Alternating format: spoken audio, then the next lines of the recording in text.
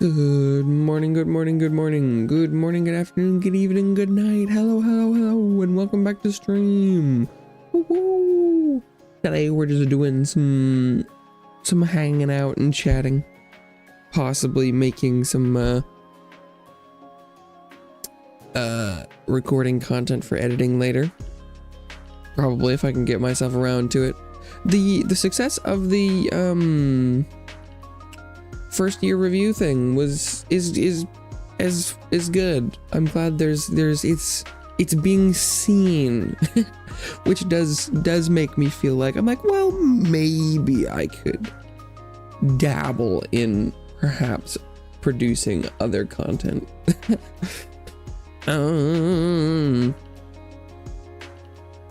Let's see. Okay, so the other question I had though was I have it set up on this tab, but I don't know. I don't like seeing me on this side of the screen, but I'm not really blocking anything. I'm blocking D a little bit, but I'm pretty sure humans are able to extrapolate that if you've got this scale and you get down here, you could probably figure out what this one is. Okay. Oh, no, I also need...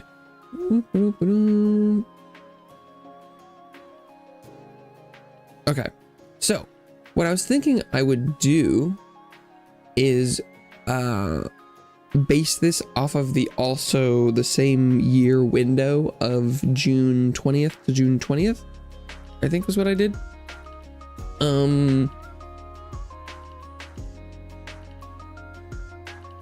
So let's see.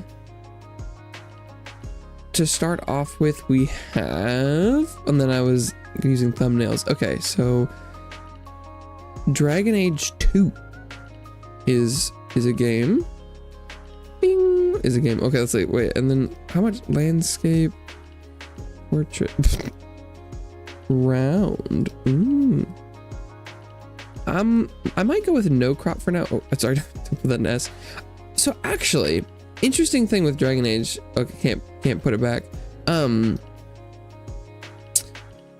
I think if I was playing this game for the first time on stream this year, I think I would have put it in A. Because it's not the S that I remembered. In my heart, my personal opinion would still be that this is an S. But compared to everything I've been playing this year, and just, you know, gaming in general, it's really good. Its pacing is definitely, I think, better than some of the other RPGs I was even playing recently. But it definitely doesn't have the same meat that some counterparts have. And some of the systems and the companions and things are a little bit too strict, rigid, and that you can miss out on things if you're not really metagaming pretty easily. But I still think it's a solid A tier RPG, especially because it's not too hard to get into. It isn't gonna take 200 of your hours. That's a good one. Let's see what we got next. Okay, next we actually have Ni no Kuni, which is basically the antithesis.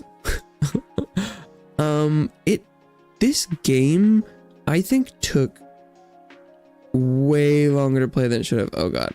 Okay. Downside of how I'm doing this system. Oh, having trouble finding the thumbnail. Okay, Ni no Kuni. For me, I think this one was like a B. The story and animation were excellent, but it took so long to do anything.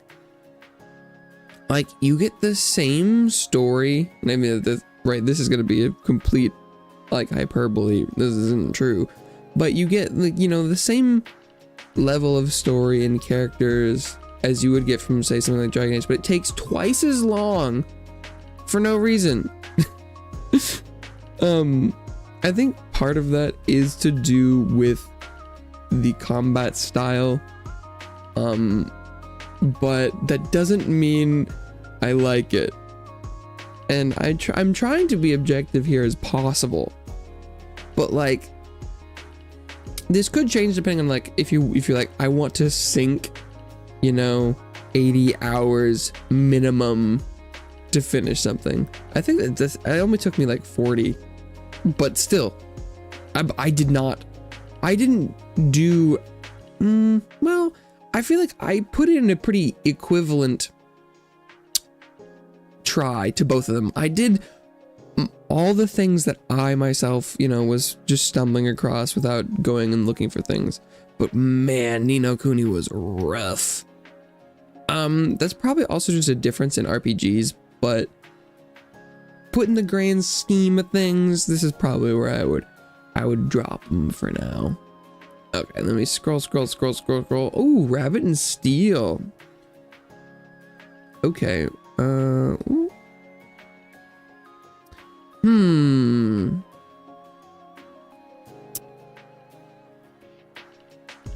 Where would I put Rabbit and Steel?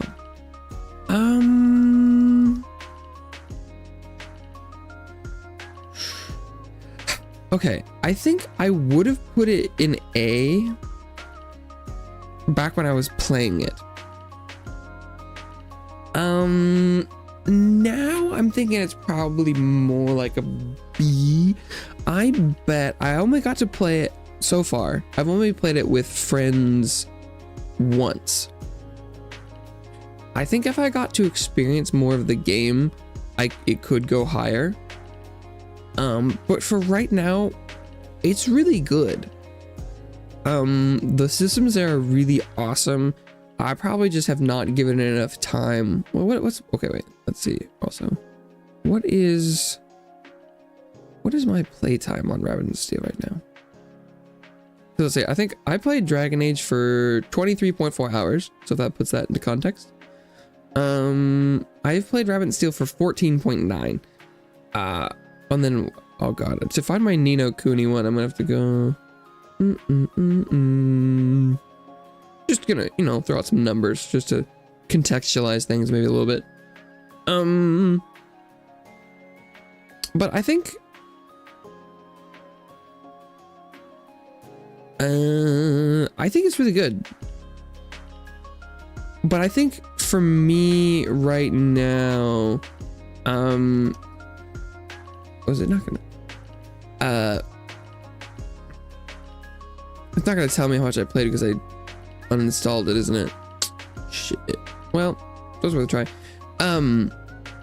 B is good, right? Oops, an ad. Like C is passing.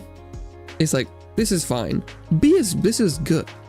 A is like this is exceptional, and S is like. So S will be. I'm reserving S as a pretty hard tier to get. So it's very good, and for a boss killing. Maybe should I be explaining more? Maybe I should be explaining more about the games. I should be doing that. But yeah, so for a boss fight raid like gaming experience, this is definitely very unique party and build system. I think it's a really cool new take on the roguelike formula, and if you're into that or have friends that you can play with, I think it's an excellent option. But it's gonna take time. You need to learn some things. All right, and then let's see. Next up, we had a Hangout. That doesn't count. Ooh, here's an interesting conundrum. So, on my list of stream things, I have the Guess the Game streams. Is Guess the Game a game?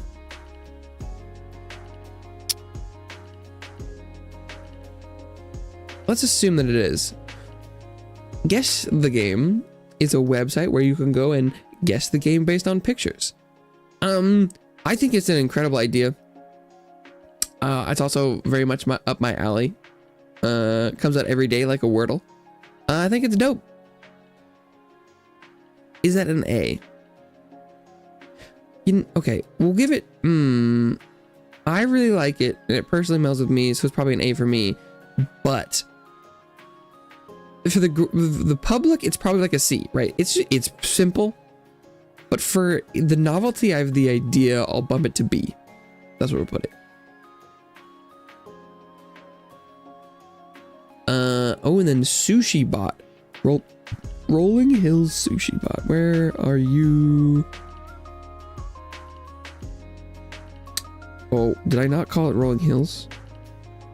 It should be right with the R's, but it's not. What did I call that? Because right now I'm looking through my files of my thumbnails to pull these pictures. So I thought that'd be a good idea. What did I call that?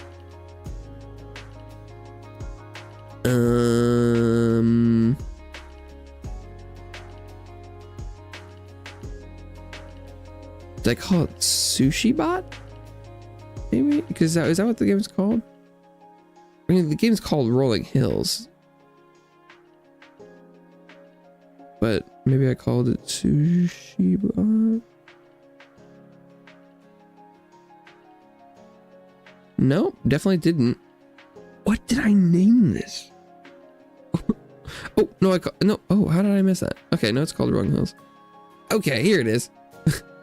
Rolling Hills, a game where you play as a little robot and run a sushi restaurant. I think this game is kind of a C. It's a really fun idea. I love me a little restaurant management sim.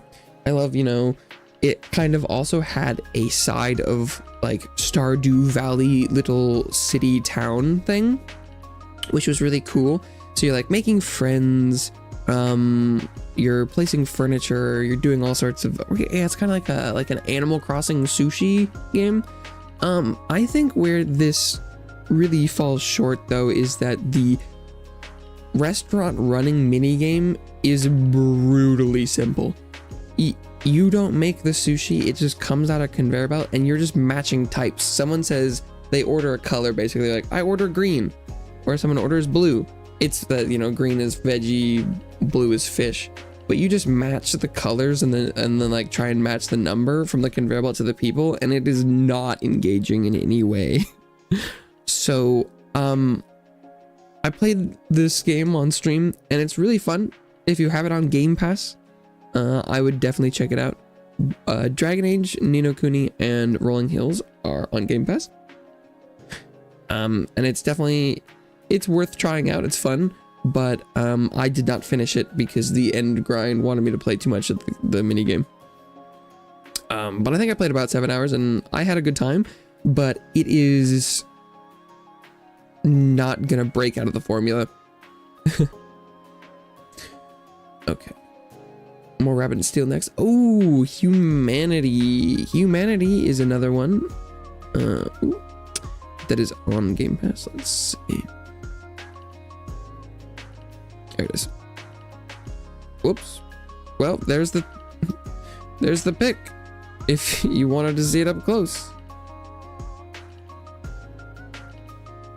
Okay. So Humanity is another game on Game Pass.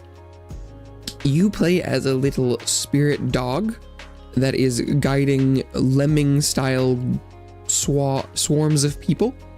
I was gonna say swaths of people towards endpoints, and the goal is to direct them correctly to get there, to finish the level. It is primarily a puzzle game, but it also has platforming in there because you control the dog that needs to go stand places. And that mashup of gameplay is very specific, and the interesting thing is that on paper, this probably should be for a player like me who is totally fine with, action platforming, but also wants to solve puzzles. But this mashup didn't do it for me. So I'll put it in C because it was clearly a competent game. There were some interesting puzzles. There was extra objectives to complete. It was very beautiful. It was well done. In a craftsmanship perspective, I didn't like the puzzles or how things played out, so I'll put it in C, but it is another free game on Game Pass, so if you have that and you like puzzles and stuff, check it out. Oh, I guess I should have done this as like a preamble. I'm going to be talking about all the games I played this year. I will try and mention whether or not they're on Game Pass, so you could try them out if you have that or want that, or maybe you want to see if you should get it. See the things I've done. This won't be like all the games on Game Pass, obviously, but this will be all the games that I streamed in the last year. So also by that, if I give a short rundown and a good rating and you want to go see some gameplay of it, it's on my channel. That's all of these I've played. I've streamed these, so if you need to see more. Unfortunately, we can't time travel, so you couldn't talk to me on stream while I play them, but who knows, maybe some of these I might play again on stream. Like Rabbit and Steel is definitely one that could eventually recur. Oops, how did I might show up on stream again sometime. Ooh, Soulstone Survivors. Okay, just gotta find it. Also, which thumbnail should I use? I think the most recent one I've got is the best one. Yeah, this one. Soulstone Survivors. This one will almost assuredly be on stream again. It definitely was. This is not the latest Soulstone Survivors stream that I'm looking at here. I'd give this an 8. Soulstone Survivors is a 3D approach to the Vampire Survivors like gameplay formula. So in this game, you play as a Soulstone Survivor that you choose and collect a set of active abilities and passive abilities to defeat hordes of monsters, to defeat Lords of the Fallen. And I think the brilliance of this one is just that it's fun to play. There is a really wide array of approaches you can take to this game. Because I actually have played more than, I think, twice the number of hours. Let's see. So Vampire Survivors. I have 24 hours in Vampire Survivors. Pretty darn good. Let's see. And then if you go to Soulstone, I have 65. So I'm like triple the hours now. Because whereas Vampire Survivors was just combos of actives and passives, in that like you want to take a set of actives and passives that will evolve all of your actives primarily. That's kind of right. That's how I played it, at least. I don't know if that's the optimal thing, but you want to figure out what build you want. Maybe maximize on damage and area of effect and stuff. But pretty quickly, I found some builds that I was like, I will want to use this build on every single survivor. That's just it. I'm like, I really like the axe in this thing. The really cool thing about Soulstone Survivors is that there is no evolution system in the game. All of the actives have the same effect as they would normally. Like you get it and you've got that thing. But it has a much higher degree of customization on like how fast things are going to be firing, how big they get. There's a multi-cast chance, so like instead of firing one axe, you'll cast it like 3 times in a row to like shoot a bunch of axes. It has a mix of targeted and untargeted. It has a dodge roll so that you can dodge stuff. I think it's just a more active and more customizable experience. And I think it's really dope. So I'd put that in A. At this point though, I'm like, damn, what is even gonna make it to S tier? But we'll see. Maybe I'll get one. Soul Stone Survivors is really good. If you're in the Vampire Survivors like gameplay genre, I would highly recommend. It is not on Game Pass, as far as I know, but it is heavy recommend if you are in any way anywhere near that genre. It is my favorite Vampire Survivors like, and that's including Vampire Survivors, which is impressive.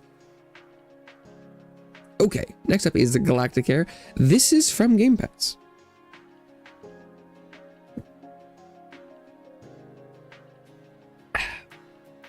Galactic Air is a space-themed and zany hospital management sim.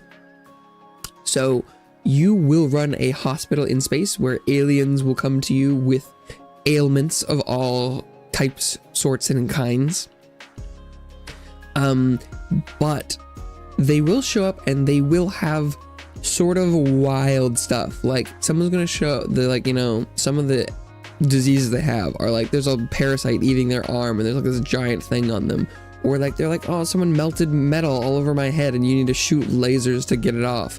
So like or like you need to get rid of all my bones and give me new bones. So it's a very silly take on stuff. The dialogue is amusing, the characters are funny. This is definitely, if you're into management style games like Evil Genius, let's see, that's the one that comes out the most similar to me. But I think if you're like management things like running, what's it called? I haven't played any of them, but there's like something, there's like running a school, or also another hospital one. If you like management games, you'll probably know. This one's pretty good. It's on Game Pass, so great deal there. The thing, I almost wanted to put this in B, but overall I really did enjoy my experience with the game. I think the main downsides for me were that 2 of the levels for me just like kind of didn't function, which is like, ugh, I don't love that. But then also that the difficulty of the game, after the first level, I pretty much 5-starred every level first try, which is probably good because the levels were really long. But then there was 2 that I didn't, and I don't think it was my fault. So some of the like balancing was a little like, or like gameplay implementation was suspect, but it was really great. It was a really good modern management game, so it was a blast. What's next? The farmer was replaced. Okay, so this was an interesting one. This is a very, very tiny game about programming using a Python-like scripting language, programming a drone to farm.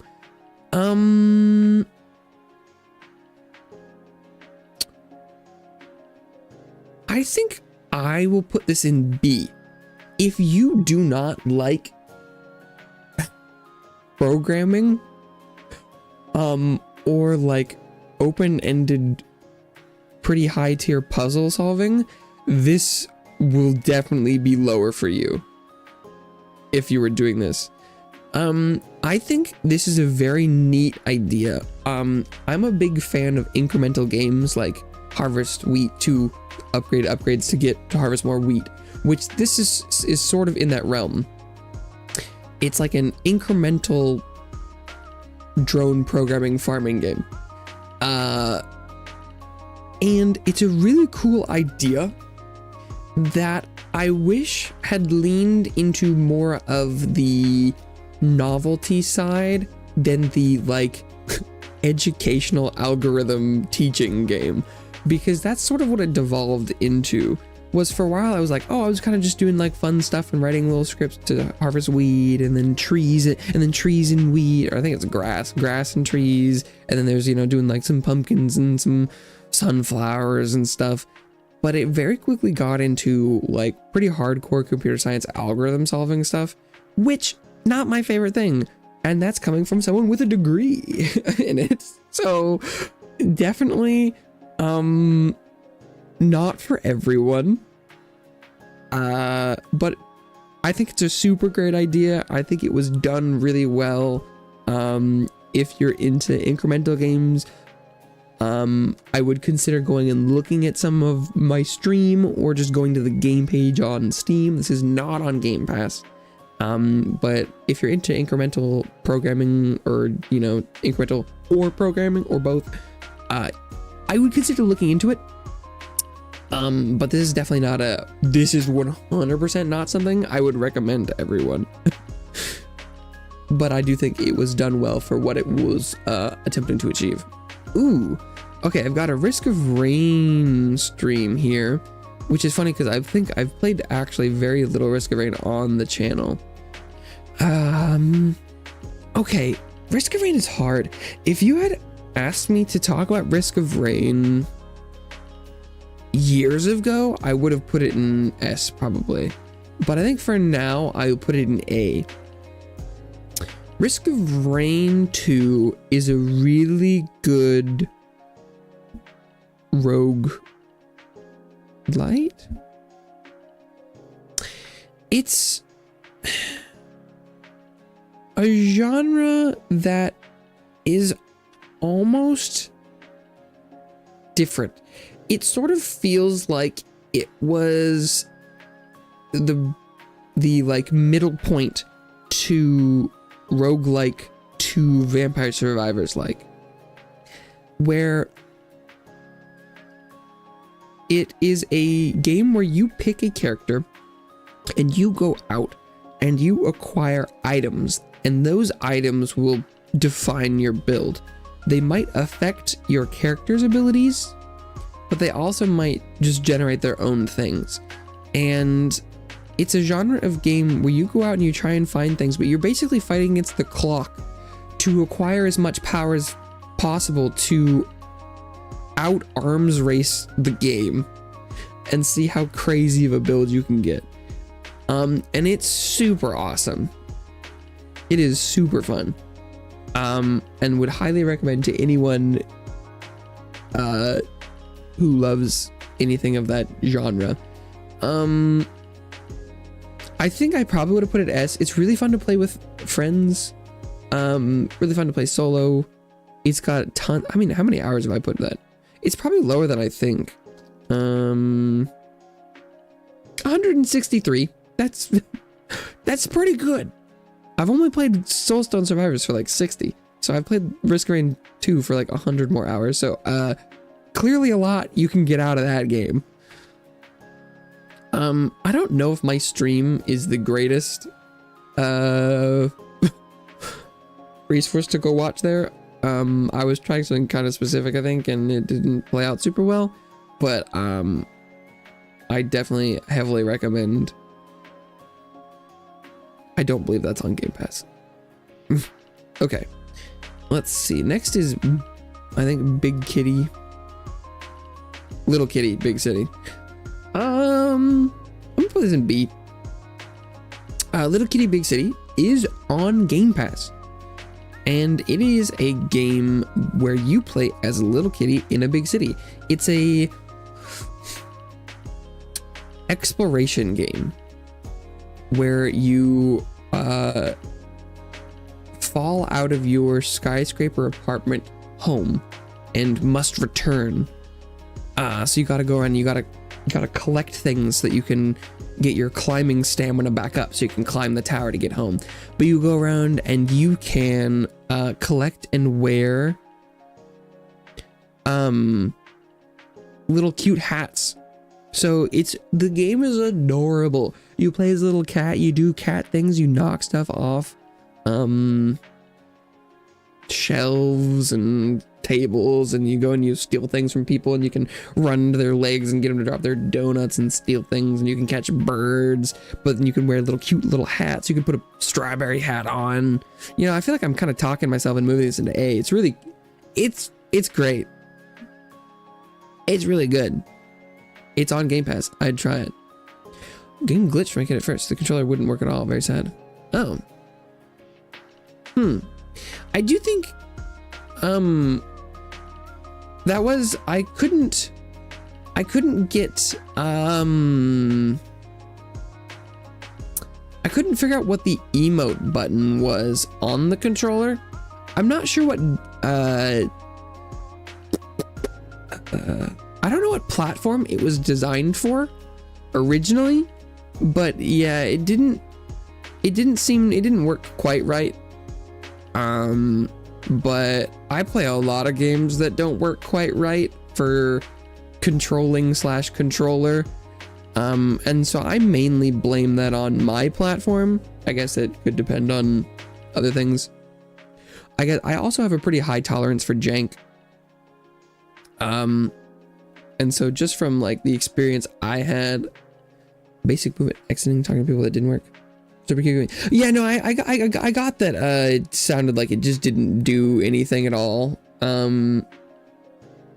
Was it on PC, or was that on like native Xbox or PlayStation? Because if it was doing that on a console, then that is a really nasty sign and a huge mark against it. But on PC, man. Okay, PC version. Okay. Probably the problem. Maybe. I encounter oodles of controller issues on PC. Steam for me has worked pretty well most of the time. Cause I played Little Kitty Big City on the Xbox app because it's free on Game Pass. Woo woo. I'm not sponsored, but I highly recommend. But the Xbox game thing often doesn't let you use PlayStation controllers. Unless the game is like designed well. So I used the plugged in Xbox controller, and it worked almost well. But on Steam, normally it works pretty well for me. Although often you'll play something and it won't display the right controls. But yeah, no. A lot of the games on here will be Xbox Game Pass. So if you see enough that are intriguing, maybe that could be, maybe it could be a good idea. So far, it's been a really good deal for me, but I also play a stupid amount of games. Because let's see, this is... What day is this? Okay, so we've gone through like a month of games.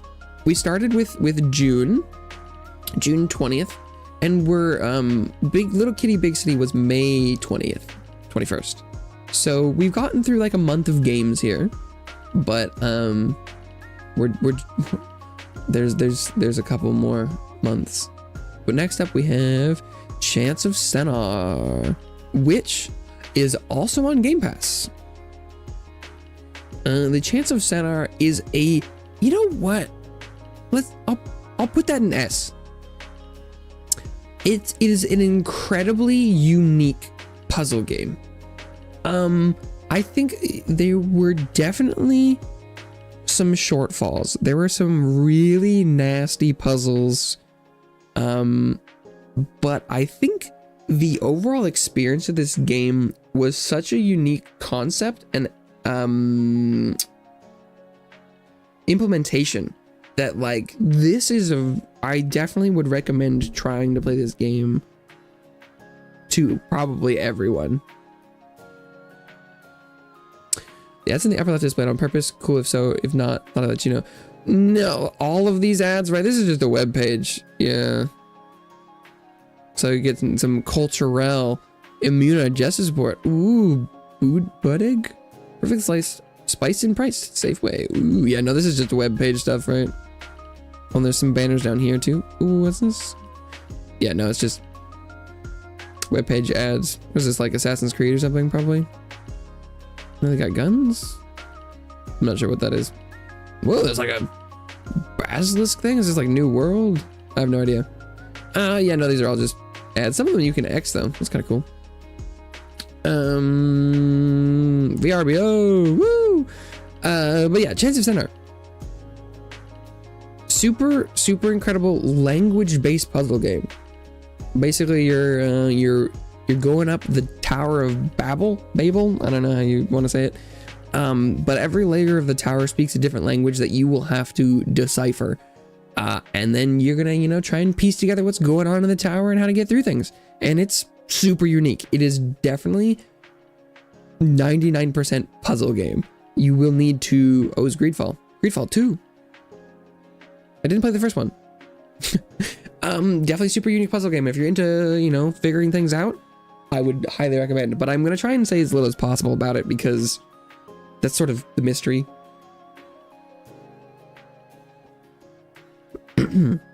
I could talk about like examples of things I solved, but I think you should try and play it just based off that recommendation if that makes any intrigue pop up in you. Still very stuck on the farm was replaced. Stuck on like whether or not you'd be into it. Like be like, it's yeah, let's see. How much? Let's see.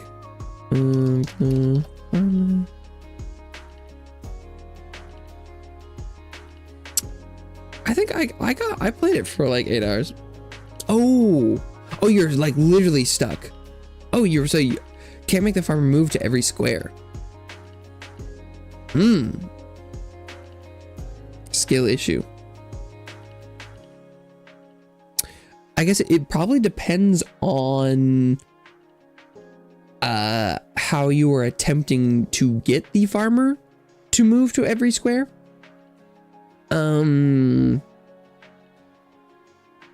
Your attempted implementation will very much affect like what it looks like. I definitely have enough time to make a what the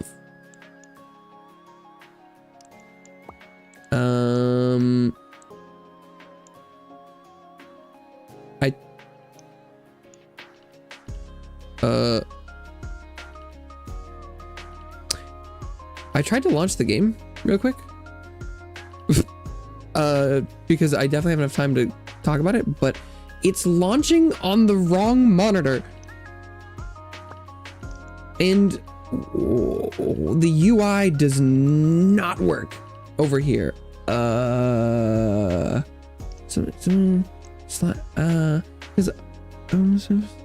Back, cancel, errors, controls, audio, graphics, screen mode. There, oh my god, that took. The UI. Oh my god, for vertical, not good. Whew. No, this is a derail that I would that is acceptable. So an interesting thing that wait, where is, I don't think I have a, do I have a setup for this? 80s, no, it's probably on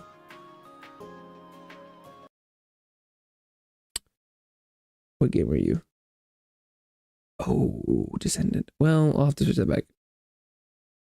It's fine. Interesting thing that I kind of moved to is yapping about it. I do like to talk about it. This is a movement thing that I move to. This one will move to any specific location. So it's a function that takes in a position X and Y, and then you move to it. And so it'll basically, what it does is it finds out the difference between where they are and where they want to be, and then based on how far they are away from it, they move that direction. But if you wanted to do just like the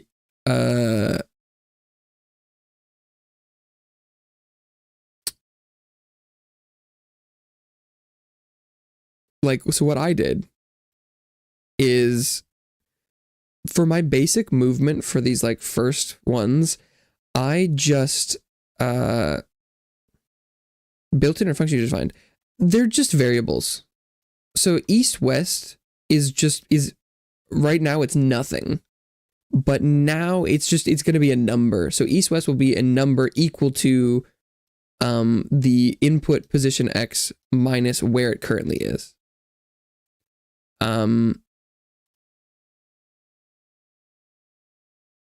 You're a fool. Yeah, so I set up a loop where for the it's a 2-tier loop that is going to go through everything in the X and Y coordinate, and then you just kind of go back and forth. Is the play there? It can be kind of hard to see where it's like. So this one is the north one. But so basically, right, it goes through one axis of the world. The north one, so that would be the Y.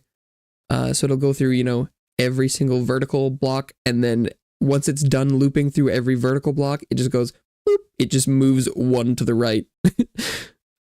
So that's my brute force visit every place. But then eventually oh god. My organization. But eventually I did do stop. I did create a movement that was individualized so the sunflowers can find things. Buy seeds as needed. Yeah, that is the interesting thing with the seeds is as buy as needed is interesting because it definitely, the UI, I'm like, can I just I have to run that, don't I? The hard thing is it does do that like epilepsy sunflower thing where so I don't have any extra seeds of anything, and so it always does that little like that epilepsy splash of seeds, which I don't love, but that's the implementation that makes sense to me because I don't want to batch buy, but I carrots are dope. Carrots are dope. I do think the game did peak for me at sunflowers. But I think it's dope, but also it's, you know, it's an interesting thing that like everyone's implementation probably will eventually be different, or probably should be.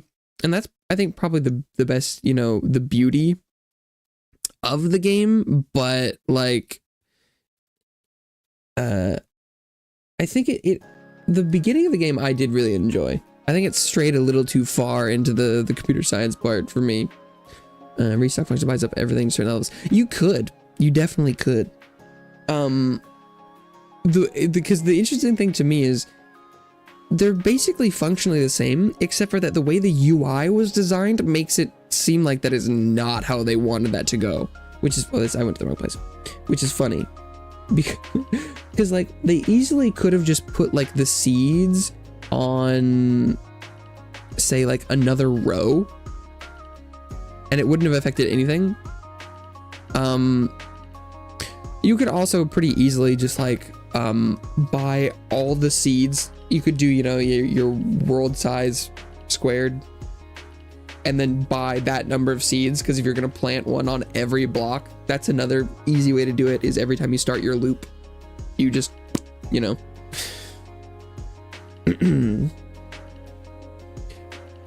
Separate machines for each part. I would probably need to know a lot more about specifically what Minecraft automation things. Too bad you don't get seeds from harvesting. Maybe.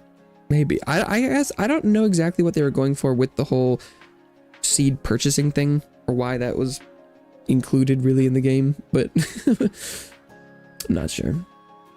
Okay, I think I said my piece on Chance of Senar.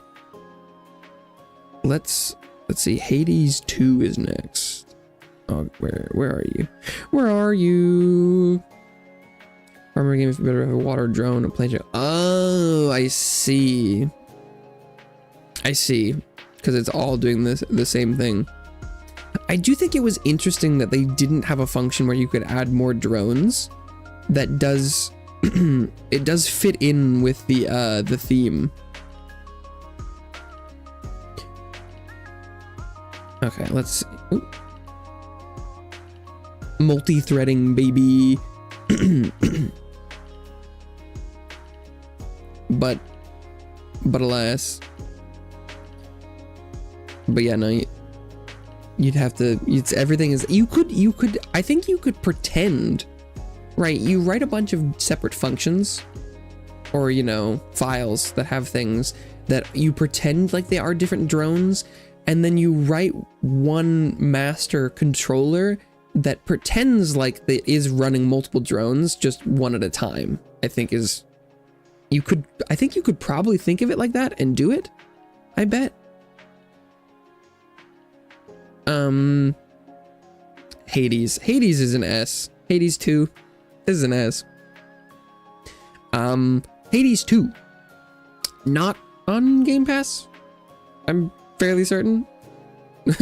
But oh boy, it is a banger. If you like Hades 1, or if you like roguelikes, you should get Hades. If you don't, you should just look it up. Maybe just, you know, consider it. Hades 2 is an indie roguelike game where you play as Melinoe, a demigod. Well, actually, she might just be a full-on goddess, huh? Anyway, Zagreus was a god too. You play as a, you know, person of Greek mythology.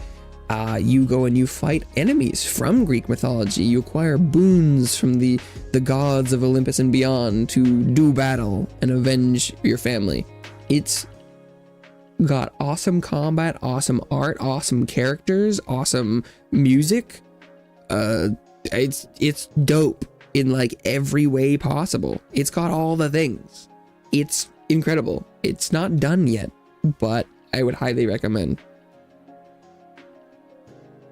That's what I got. That's a good one. It's a good one. Ooh, V Rising. Okay, where? I think this is a good one. 1.0 V Rising. Okay. Not on Game Pass. V Rising is a vampire survival crafting game that I think I will also just put in A tier. If you're familiar with survival crafting games in the same technically genre as Minecraft, where you go out into a world, you build a base, you go out, you acquire more materials to craft the next tier of things. It is in that genre, but with much more combat focus. It's like if you had a spectrum of like, ooh, something on the left would maybe something more like Subnautica, except for where it's like, you know, something that is purely exploration building based, or it's like, you know, creative Minecraft one side, and the other side is probably something more like or V Rising and Valheim's kind of in the middle, where there is, you know, combat and bosses that are part of the progression. But V Rising is basically all based on going, killing enemies, getting loot from them, and then killing bosses to acquire recipes for your next tiers of crafting. I think this game could probably be an S if I had maybe played with more people. I think this game really does truly come alive when you play with groups, whether that be PvE or PvP. It is a really well done survival crafting game. The combat is slick. The biggest thing is also that in V Rising, you play as a vampire. which flips the script on normally exploring at night is much more dangerous. That's when all the big scary monsters come out. But in this game, you are the big scary monster. So you come out at night because the sun burns the heck out of you. One of my favorite things about the game in general is just that it makes me, when you run around, like especially at day, you flit from shadow to shadow to make sure the sun isn't burning you alive. And often after you play that game, when you play something else, you will find yourself doing the same thing because there are shadows in lots of games, and you will go and like I find myself for a while, it takes a bit to break the habit of, you know, shadow hunting and being like the sun. And I think that's an excellent immersion thing where you're like, the game does teach you to play in very specific ways that make sense, and I think that's super cool. But the castle building is better than ever. The spells are better than ever. It's a very good experience if you're into top-down combat. And you like yourself some crafting survival, I would definitely recommend checking it out. More Hades. Ooh, Ori and the Blind Forest. What do I think about this one?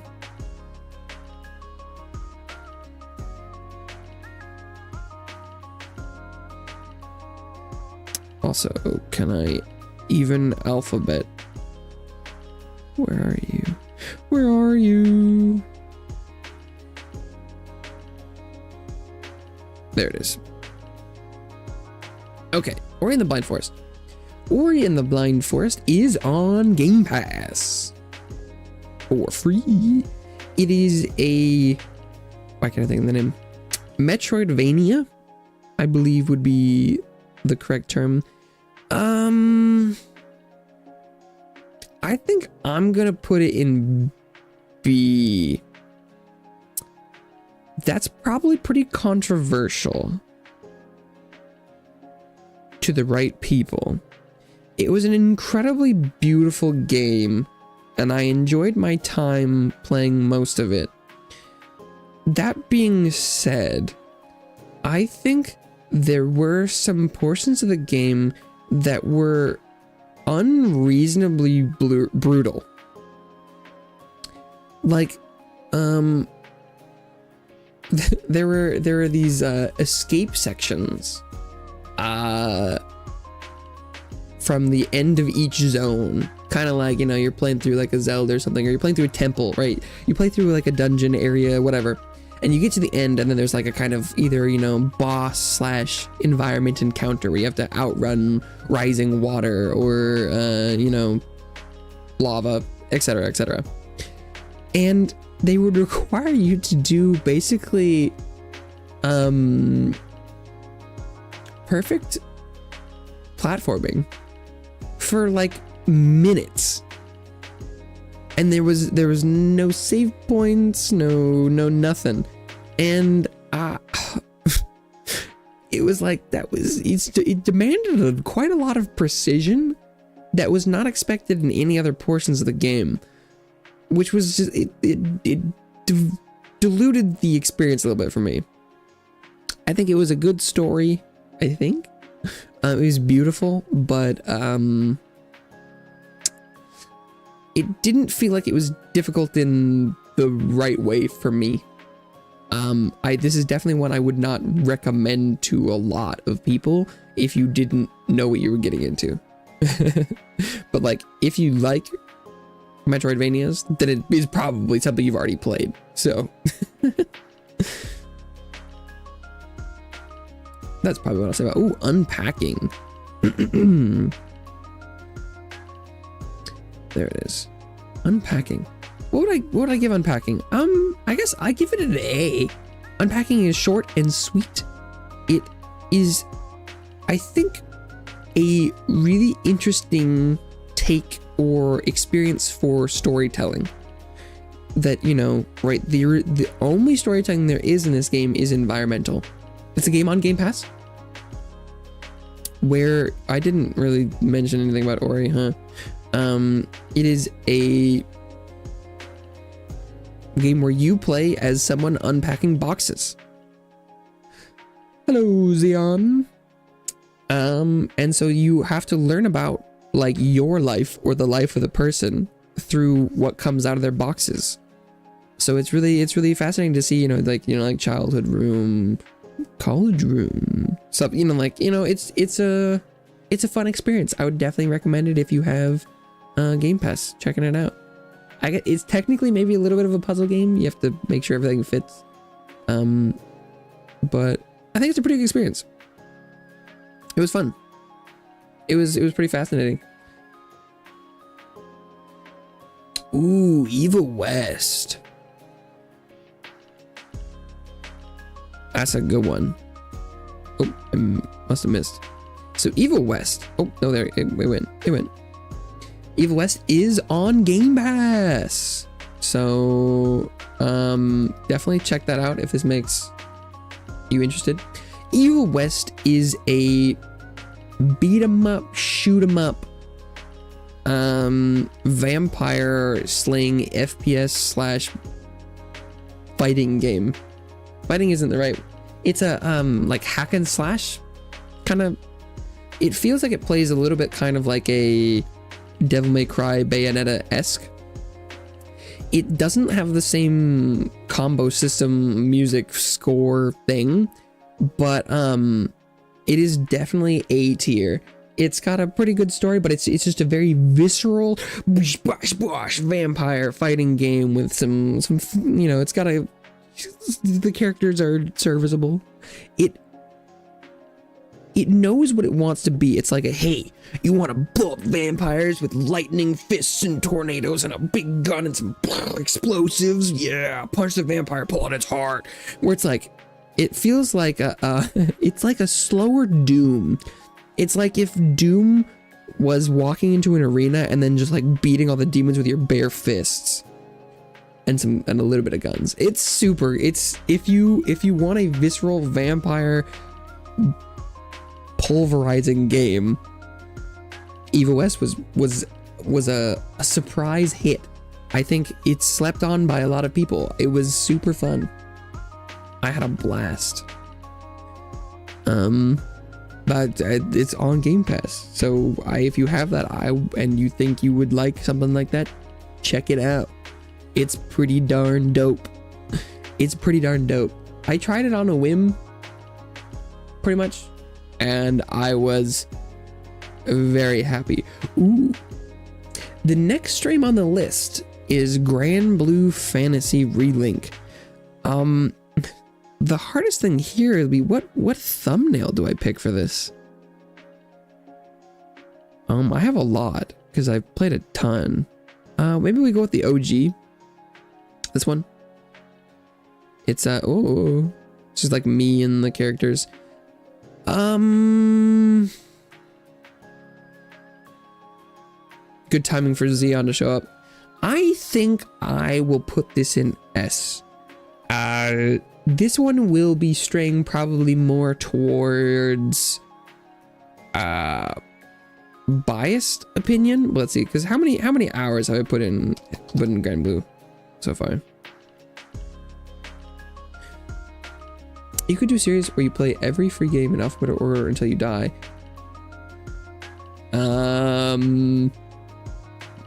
I could.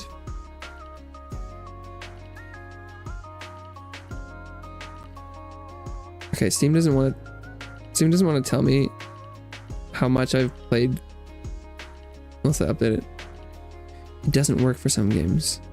And like free game as in games that are free to play, or like playing every game in Game Pass.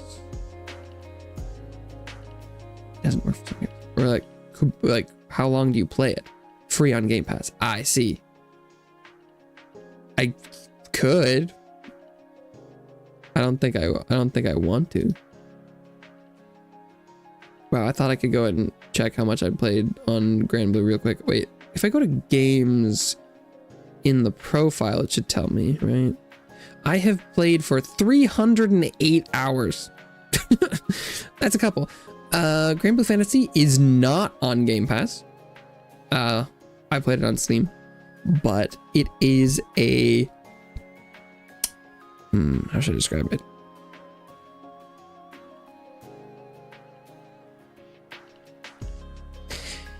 The base game is a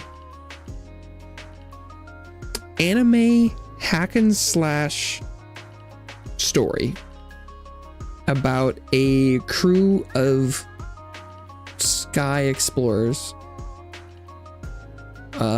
embarking on an adventure and getting embroiled in a new place and saving the world.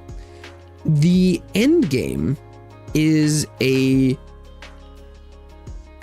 nearly Monster Hunter-like experience where you play unique characters and build them specifically to be harder and harder things to get better and better loot, to make better and better builds. And so if you are into something that is almost Monster Hunter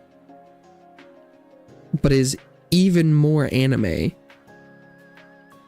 and a little bit, it's like a a more classic ARPG style Monster Hunter where the builds are more about, well, I mean, end game, often the builds are basically all the same thing anyway. But anyway, it's like a, you know, kind of character-based Monster Hunter style.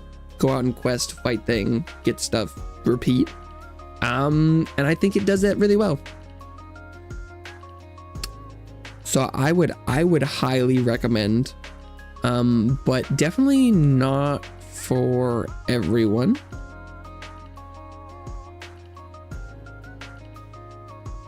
Let's see. There's more Grand Blue. Oh wow. I guess I technically put Genshin Impact on here, huh? I think the only one I have is just Arlecchino. Oh, where would I put Genshin? Oh.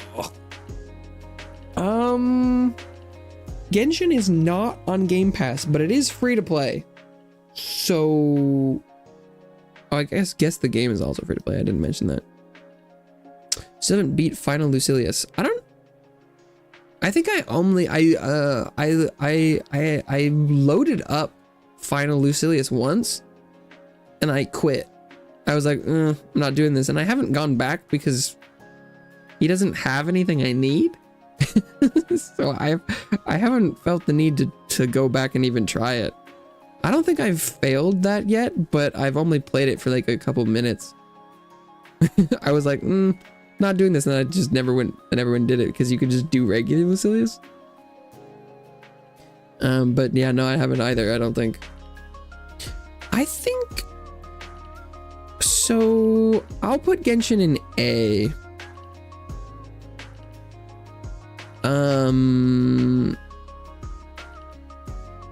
I think for me personally, Genshin would probably go in somewhere like B or C. But oh god, why is it right? But like, if you want a free-to-play game with this much content, this is pretty rare. It has excellent music, characters, storytelling, exploration, and the combat's pretty decent for most of it. I think the amount of hours I've put into Genshin is a lot, but I think that I have some pretty niche complaints about endgame. But like, I think for the average player, if you like exploring things, building characters and doing quests and finding chests and doing puzzles and like the anime art style, there's a lot for you there, and right now it's never had more.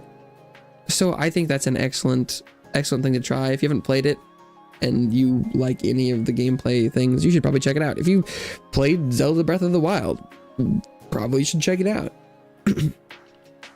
It is a really good game, and I always need to try and pull my long-term game playing prejudices back from that.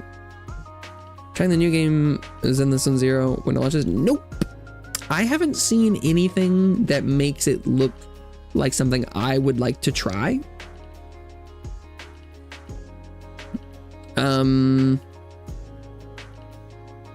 So I don't plan on it, no. I haven't seen anything that hooked me. Its combat didn't look that intriguing. The characters haven't looked that intriguing to me. I know a lot of people are really into that wolf guy. But it doesn't have a hook for me. So no, it's not really on my list. Oh, it's another Grand Blue stream. Oh, Raven's Watch.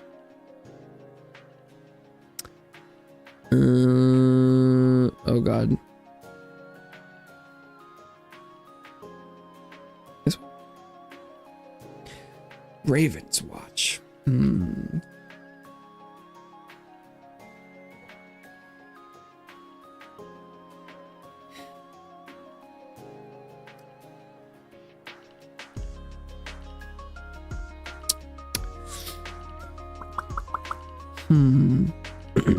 Raven's Watch is a pretty interesting take on the roguelike formula. It is, I would say, somewhere between Risk of Rain 2 and the like Vampire Survivors genre, where you're placed on a map and the map will have points of interests all around it. So part of your power is derived from killing enemies, acquiring XP, leveling up, because Raven's Watch is very, very character based. So you're trying to acquire new skills, new upgrades for your skills. But then you also find items and things. So there's the item builds that are kind of Risk of Rainy-esque, where you're gonna, find things that just do stuff with your stats or maybe a special effect. A lot of it is just going around and killing enemies to get drops. And so in that way, it is a little bit just like killing lots of enemies. I'm gonna put this in A tier. I think when I started playing it, I probably would have put an S. I haven't loved their newer updates as much. I played a ton of this game when it was just, there was one act. It was just one map. You go and you fight through the stuff, you kill things, you upgrade, and then you fight the boss. Now there are 3 acts, 3 bosses, 3 zones, and it feels a little different. It has a very heavy combat style that rewards very much knowing how enemies work and how your character works and how your build will work. You have every character has a set of abilities. They have a defensive, everyone has a dash, they have a primary, secondary, and a special. It is a very good combat game. It can be a little demanding at sometimes. Definitely also one that is recommended to play with a group. Well, let's see, how many hours did I put in? Oh, also I'm fairly certain that it is not on Game Pass, not free. Where is Raven's Watch? I played for 35.3 hours, so pretty good. That is more than like Vampire Survivors, for example. But yeah, no, if you're at all intrigued by any of those, I would definitely go give one of my videos maybe a watch, just to see if you can see. The cool thing about like games like that and Raven's Watch is you can see like 5 minutes of the combat and know whether or not that it's up your alley. Because most of or at least for me, I guess that could be different, but for me, games like that, roguelike stuff, if the combat gameplay loop looks interesting, then I will want to play the game. But like, maybe that's not why other people play it. I'm not sure. Remnant 2. Oh god, where'd that go? Remnant 2 is an S. Yeah. Okay. Remnant is on Game Pass. I don't think Remnant 2 is. I feel like I would know that though. Right? Wait, let me check. The base game might be. Remnant. Yeah, Remnant 2 Standard Edition is on Game Pass.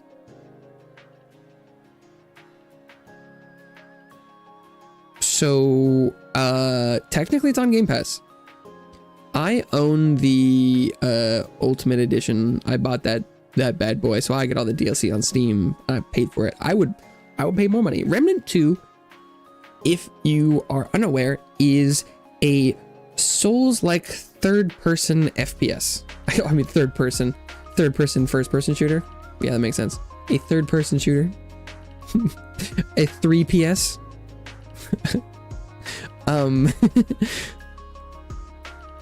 But it's you go out and you find your bonfire type crystal dude.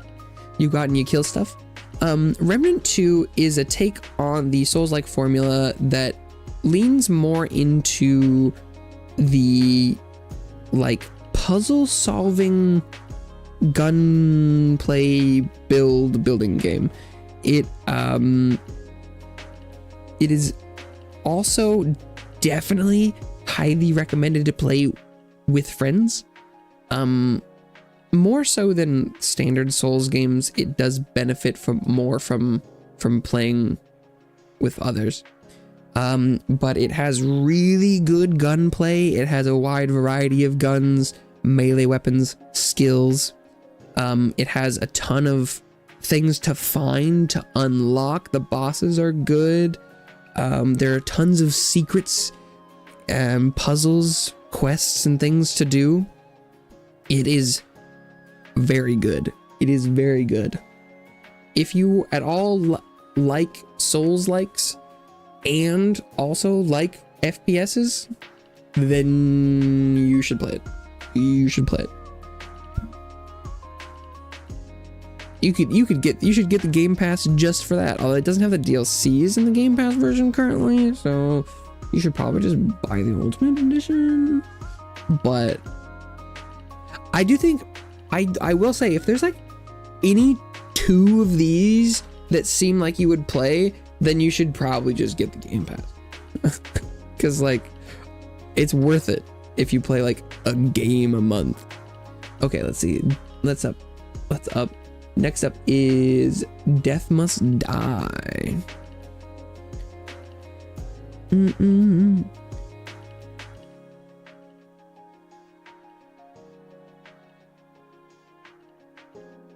Let's go with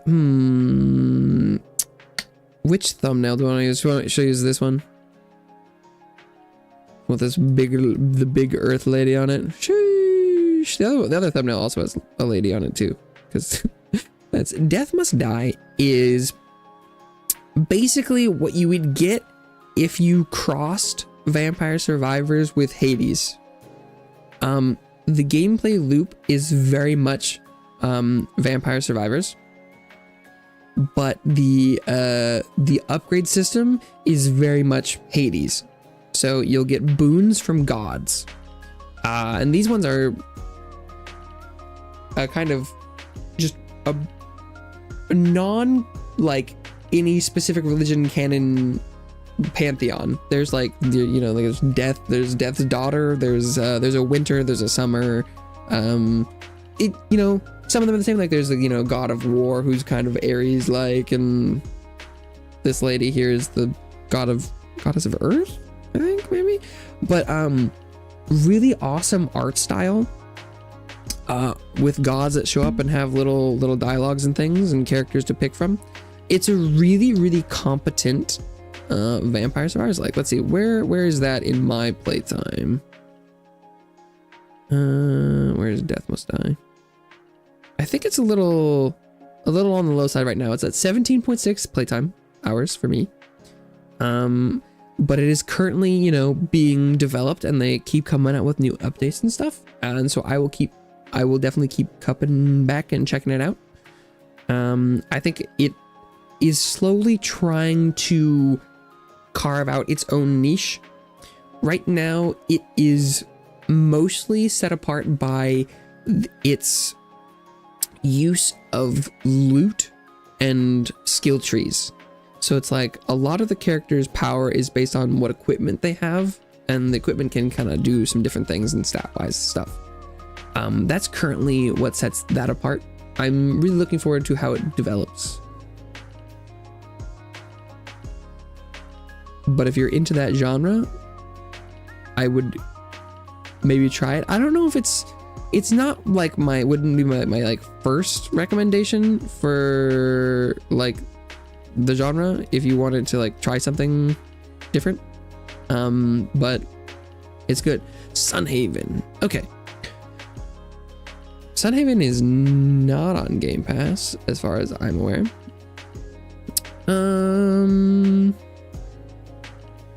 Got a lot in A tier, but I put Sunhaven in A tier. Sunhaven is a Stardew Valley like, where you play as a farmer, but this is a much more fantasy setting. So you play as, like, I think I'm playing as an angel in Sunhaven, one of the only games that I've ever done that before. But you can play as like a angel, demon, elf, snake, lamia person. You can play as all sorts of stuff in this.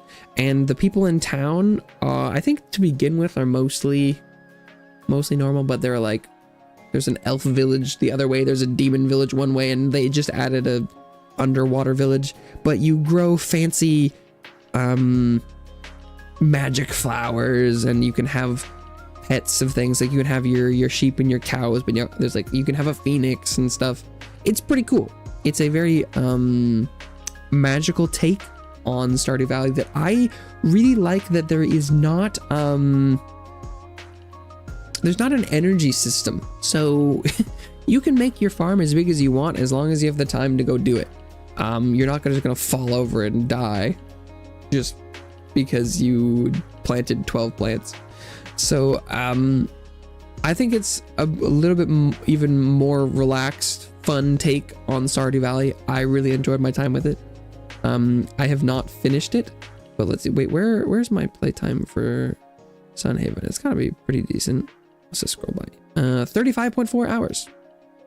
And if you like Stardew Valley and want to play something similar but not the same, and think you would be into it, then I would highly recommend trying Sunhaven. Because you could put as many hours as you put into Stardew Valley into Sunhaven if you were interested in that genre. For sure. Ooh, okay. Well, this is an interesting one. This is the Lightning Riding Swordsman, which is the Genshin Impact Hollow Knight web game. I don't know if you can still play this, because it was part of like a game jam type thing, but it was really good.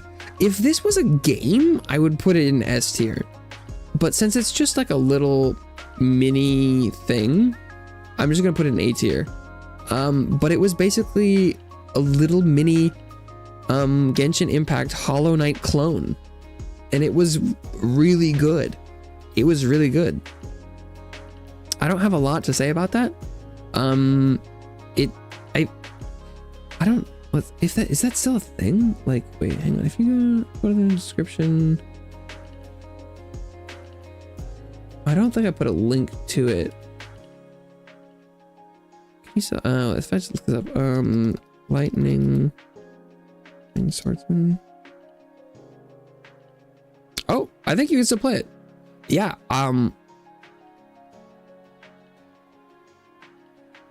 If you like Hollow Knight, I would give that a play.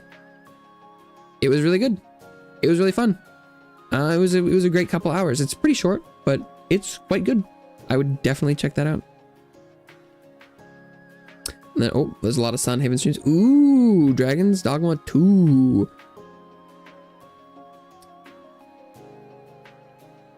That's the first one. Wait, where's the second one? Oh. Okay.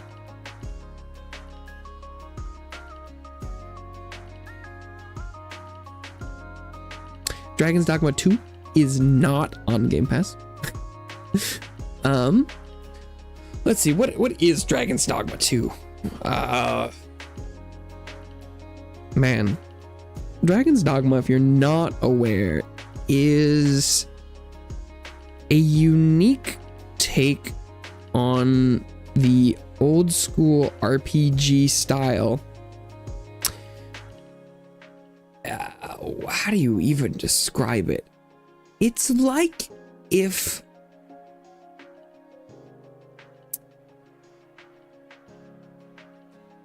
Skyrim and D&D had like a weird offspring where you get your, you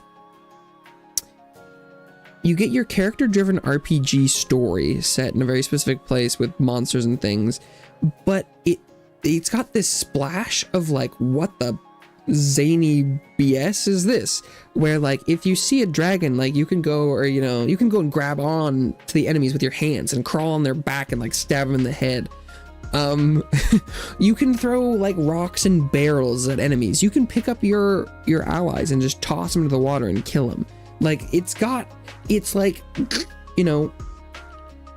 just got that little extra spice of chaos in your kind of classic RPG style. I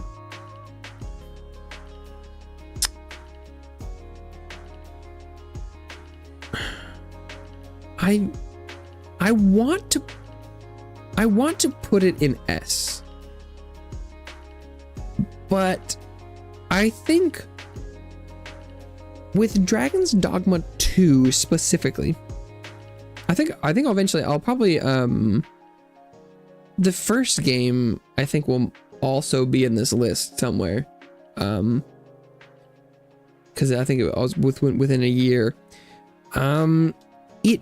It's a really good Dragon's Dogma game based on the first one,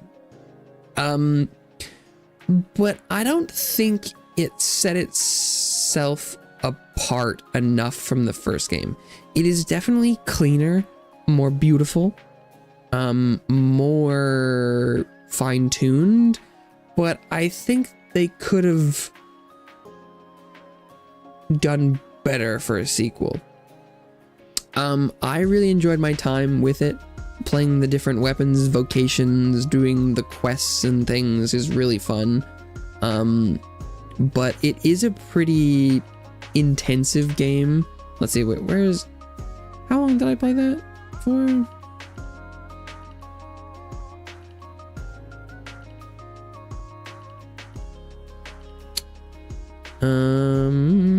Oh, there it is.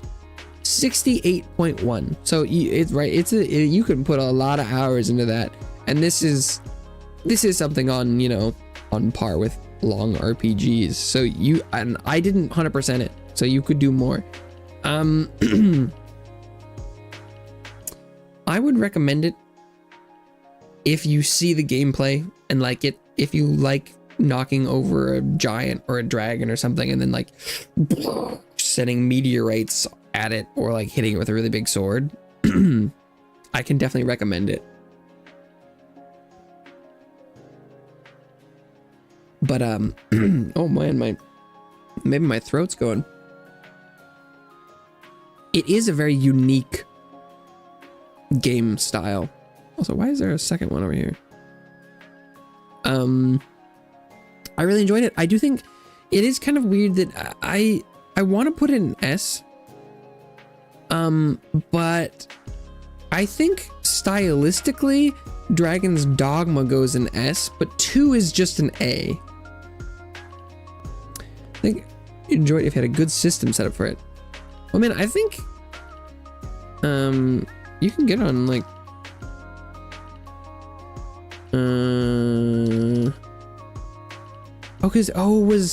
was the PlayStation no, because it was that that was probably not that lost with the apartment, huh?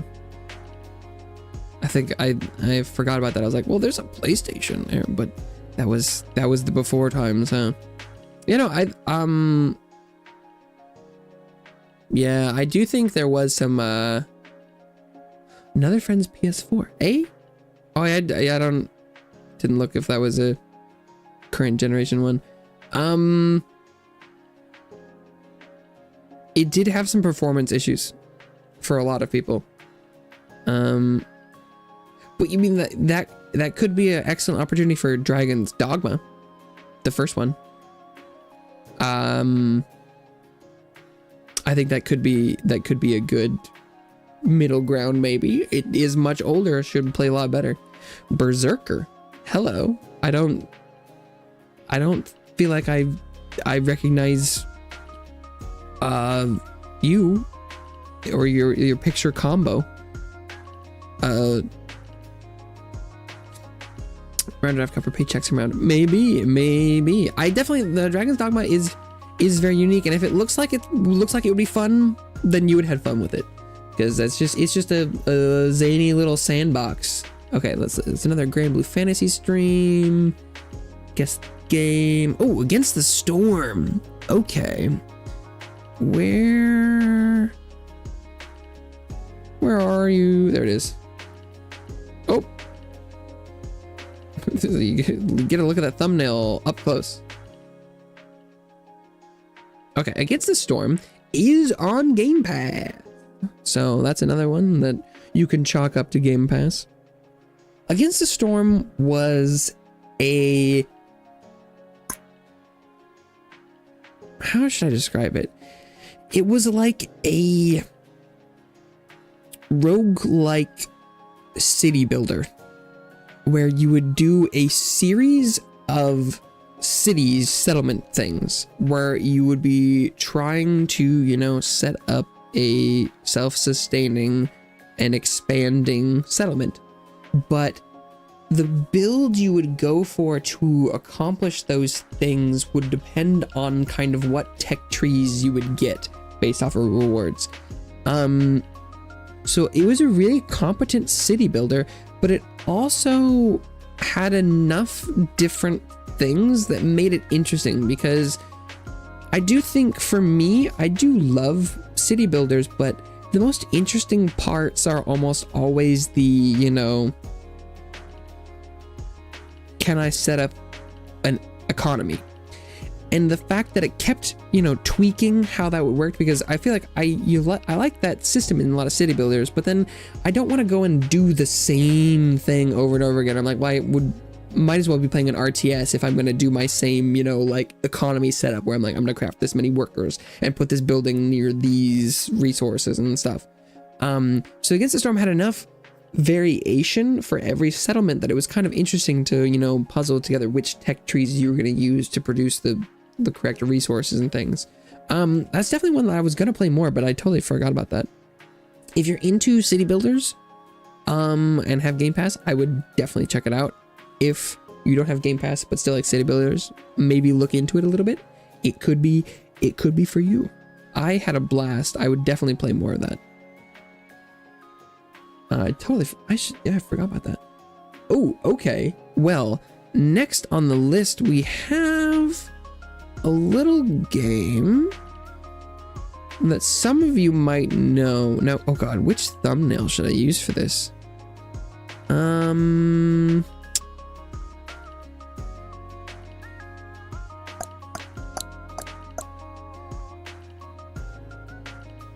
I have a ton of thumbnails for this game.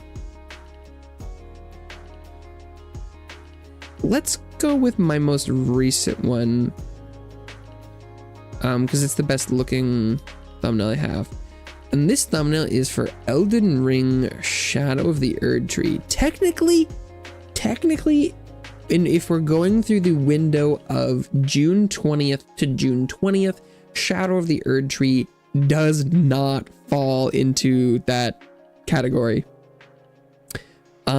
because that stream did not take place in that. So I guess we'll assume that this tier list ranking is for Elden Ring and not Shadow of the Erd Tree, but just as a whole. Elden Ring is a masterpiece. If you like Souls games, Souls likes, and you haven't played Elden Ring,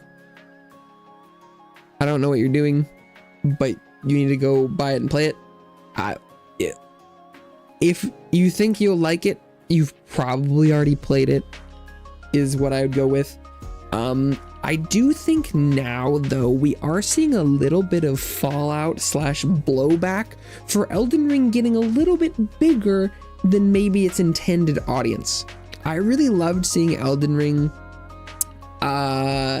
hit sort of the mass market and get a ton of appeal, win Game of the Year. But I think more than anything now, I've seen some people come out of the woodwork that have been kind of repressed Elden Ring haters, because I think they got introduced to the game and it was not really their cup of tea. But I think you'll know if you'll want to play it, especially at this point. It is one of the games ever made. So it's definitely a game, and it's an S tier for me for sure. I have a bazillion hours of Elden Ring content on this channel if that's something you need to see to want to play it or just see it in general. But yeah, no, Elden Ring's an easy S. Oh, this stream that that the thumbnail came from was Brain Off Bonk, was how to play Elden Ring my style. Oh no, okay, that's not a game. Oh, and then I did another 3 Elden Ring streams because I was prepping for the DLC a little bit. Ooh, Enshrouded. Okay, Enshrouded is another survival crafting RPG type game. It's a lot like V Rising in that it's a handcrafted world where you are survival crafting base building in it. But it also has a combat focus. I think I'll also dump this in A tier. A tier is getting quite large. Ooh. I need some more B's and C's in here. But Enshrouded, one of the cool things about Enshrouded to me was that like you could put your base anywhere. Just, you could put it anywhere. Like a random mountain, a random valley. You could just be like, yes, I want to live here. In the middle of the sky. You could build the sky, paths and bridges. Good tastes. Well, I think probably part of this is I don't play a lot of things that I'm not gonna like, because I can accurately tell if a game is in a genre or play style or level of quality. Because I just kind of will ignore games that I probably either won't like or think are low quality. Is probably a big part of it. But Enshrouded is a really, really competent survival crafting game. And if you have friends that want to do that, or just looks interesting, you can play through it totally solo. I would definitely recommend. It's a very, very clean one. I don't have a lot to say specifically about it.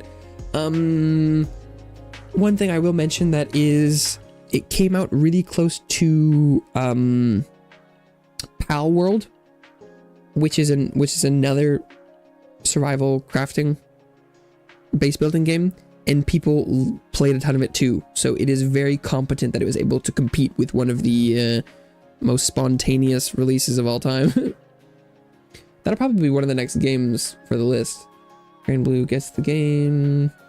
Grand Blue gets the game. Grand Blue, Grand Blue, Grand Blue, Grand Blue, Grand Blue, Grand Blue. Ooh, a little to the left. Sick.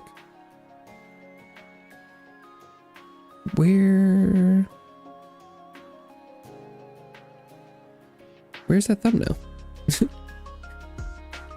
If my alphabet, did I not call it a little to the left? Oh no, I'm like, if my alphabet knowledge is correct, A should be at the beginning.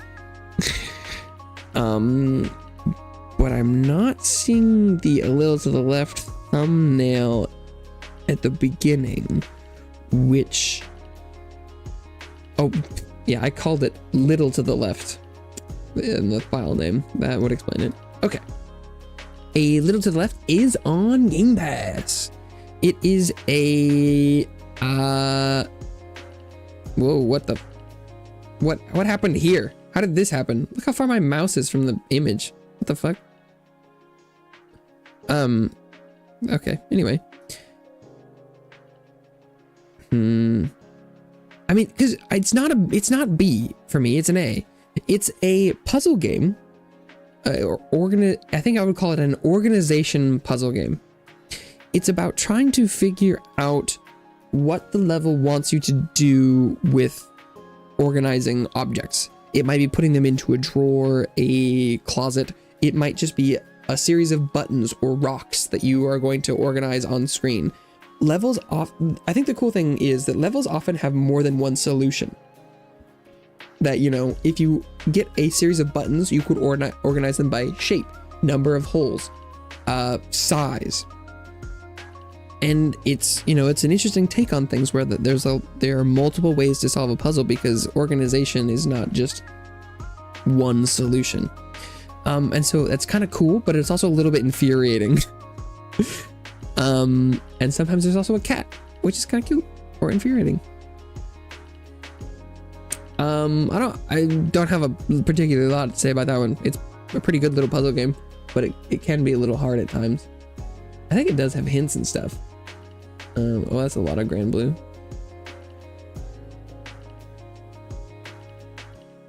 I think this must have been when I just started playing Grand Blue and I played it for like 2 months straight. That'll help us get through the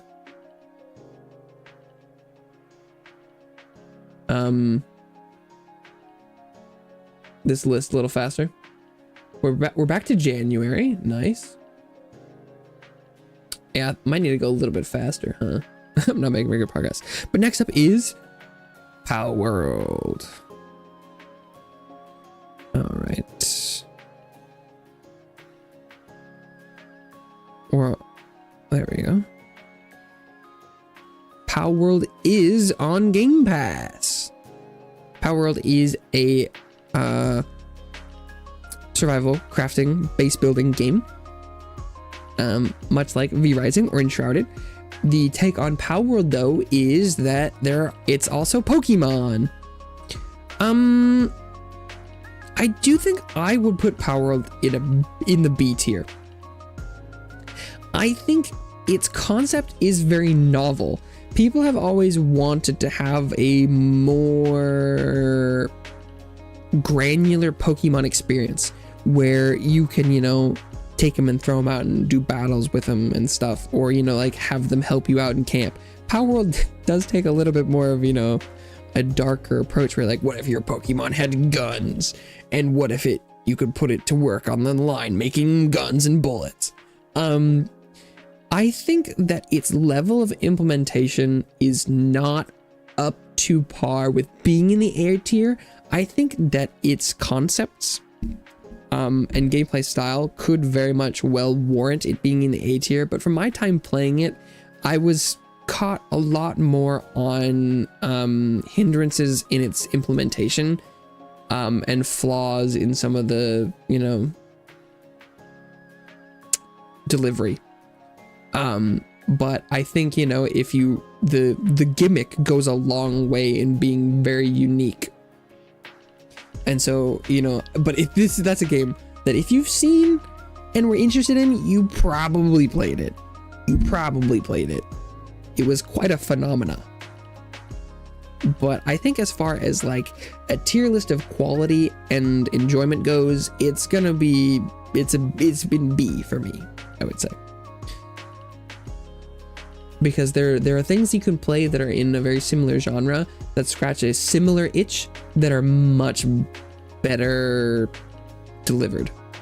That doesn't mean that, like, I think you'll know if that's something you want to play. Okay. Next up is a pretty unique one for the channel. Don't play a lot of horror games. but I played Resident Evil 2.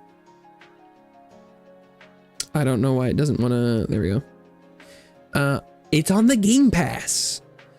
I think that's pretty much the only reason I played it. I'm not much into horror zombies. But it's on Game Pass, so I gave it a try. What would I rank Resident Evil 2 as? I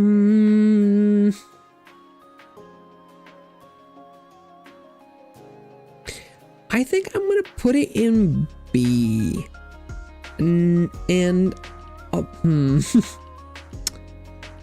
This is just a me thing, because it's kind of the funny thing is, it's basically, for me, this is like an inverse POW world, because the Resident Evil 2, this remake, is excellently delivered.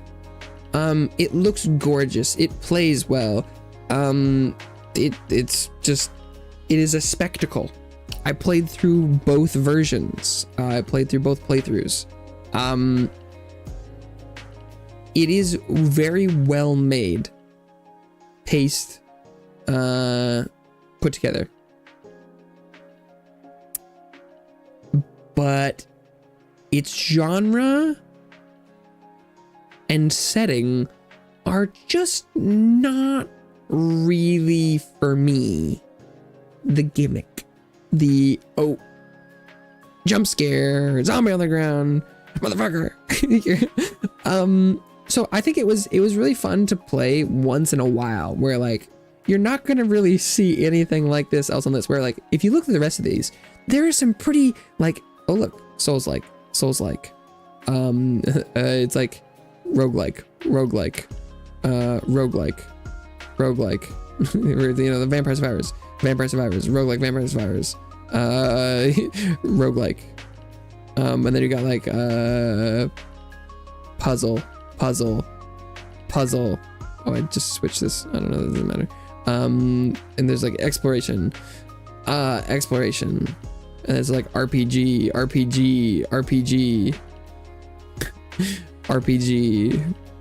So like there's a lot of key things here, and then suddenly it's like a survival horror.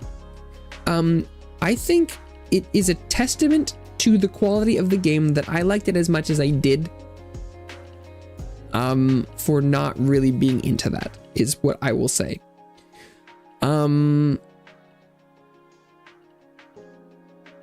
It does contradict me putting Dragon Age 2 in A and being like, well, I'm being objective here, but this list, I think, is mostly about everything around it, where I'm like, this is a relational tier list based on this year of games that I played, and just that it's impressive that I wasn't like, I'm never playing this ever again. I wasn't just like in D tier.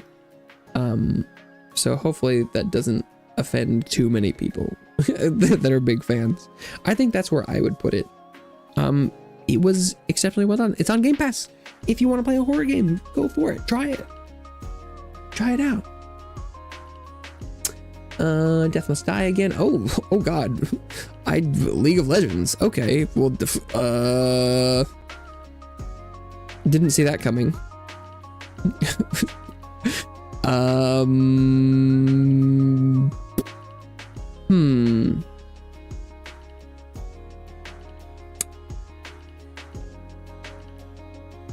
Where the fuck do I put League of Legends?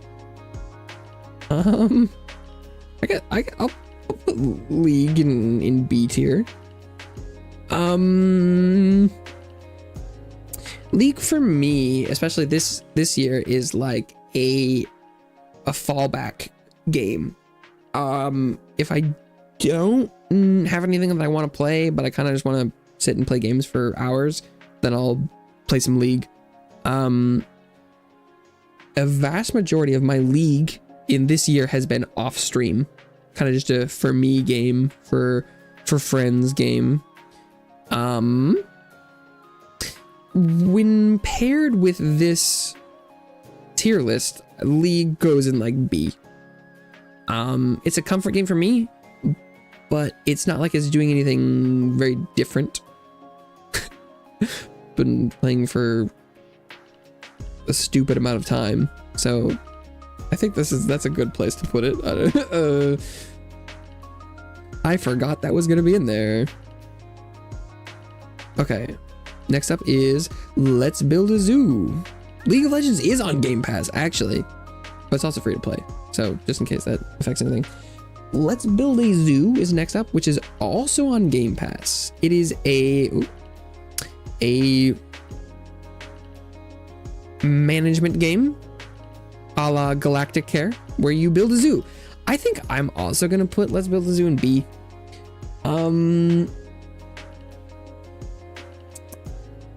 It's fun. I played a lot of it. It's cute. You've got little dudes. You can get animals from other zoos and things. You put down like the amenities and food shops and bathrooms and trash cans and lighting and entertainment for the animals and stuff. And I had a fun time playing it. Good little management game. But it took a long time to really get anything to happen. And it wasn't quite as like cleanly implemented as I would have liked, but it was fun. Good little management game.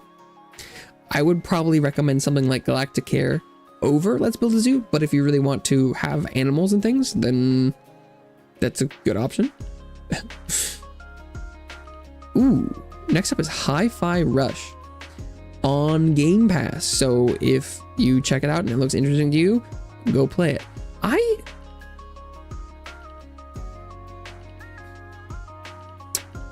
This is really hard because Hi-Fi Rush was definitely a cut above, but I don't think it was S. I think it's still in the realm of A. I'm not, these tiers are not organized within themselves. It's just one bucket. So everything in S is just an S, everything in A is just an A. The Hi-Fi Rush is much closer to S than a lot of the other things. Because it is really well done. Super clean, super good. The character is awesome. The music is awesome. The story is awesome. The fighting is awesome. The mechanics are dope. It's a really good game. I would definitely recommend trying it out and playing it. It's on Game Pass. Go do it. It's really good. I'm like, that's what I got. It was really good. Why isn't it S?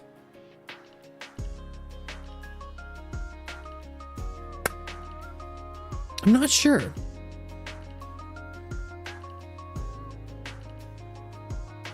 I really don't know.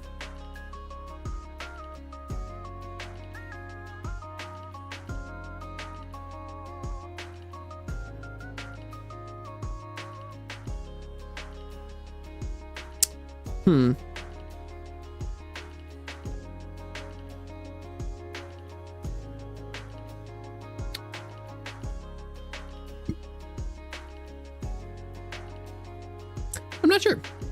That's...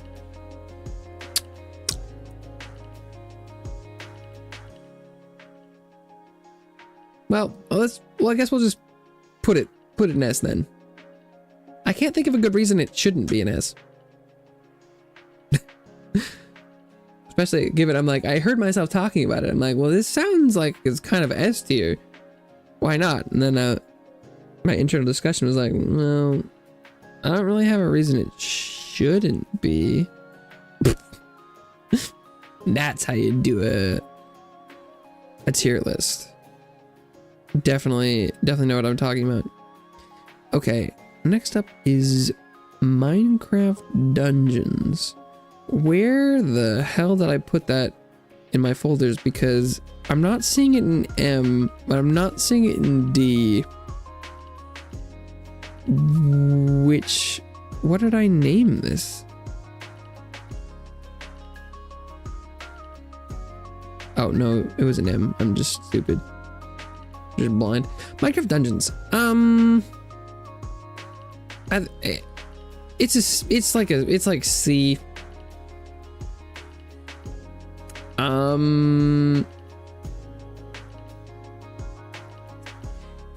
This is on Game Pass, so if you want to try it out, it's on Game Pass. Go for it.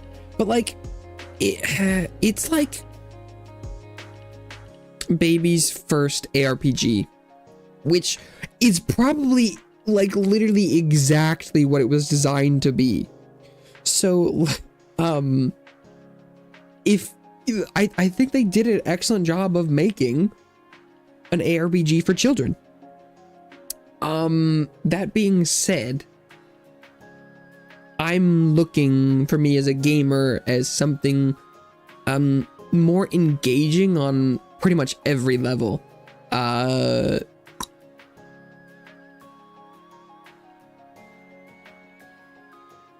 guess that's it. I don't really have anything on the list that would compare right now. Like, I don't have a Diablo or a Path of Exile or like a Echo something on this list, so I can't really compare. But even like where would I put Diablo 4? Diablo 4 would be in probably B right now. Although I think maybe if I went back and played, maybe I could bump it up to like A. Maybe, we'll see. I've heard some of the good things about the seasons recently, but like, it's just comparatively to games of genre or caliber, it's just gonna be kind of down there, is what I'll go with. Ooh, okay. But it's on Game Pass, so you know, you want to try it out, go for it. Ghost Runner.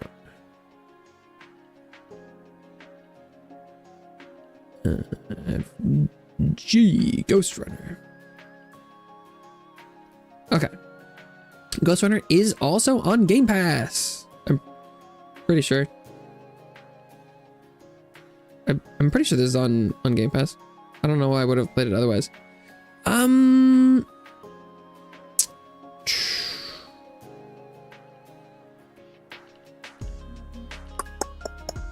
I think I'll put it in A. It's towards the bottom of A because there were some parts of it that felt a little crunchy. But for the most part, it was a very fluid parkour slice 'em up experience. Kind of feels like the parkour ninja equivalent of something like Super Hot. So it was really cool that there's, it's like a, high degree of, or like this seemingly precision gameplay where it's like, don't get shot, you'll die. But also like cool ninja swords person thing. A lot of the like boss encounters were pretty annoying, where the screen effects and the parrying and things was like, whoa. But and some of the platforming sections were a little and like how the momentum and platforming worked. But I think if you're into kind of fast-paced parkour, first-person slicey ninja stuff, you should give it a try. It was very, very cool. Very cool. Kind of like, you're like, what if I was playing Cyberpunk, but I was some sort of ninja assassin? So like the vibe and the feel was very, very cool. Very cool. But like might give you a headache. So maybe don't play it. Maybe don't play the whole thing in 1 7-hour sitting like I did. But you go check it out. Video if you want to see a little bit more. It might be up your alley. House Flipper. Let's see. It should be pretty close. Oh, there's Hi-Fi Rush. Oh, there it is. House Flipper. House Flipper also on Game Pass, so you can go check it out. House Flipper. It's like a B. No.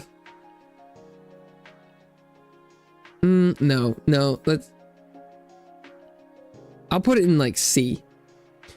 House Flipper is fun for the, like cleaning up stuff and like demolishing walls and putting on wallpapers and things.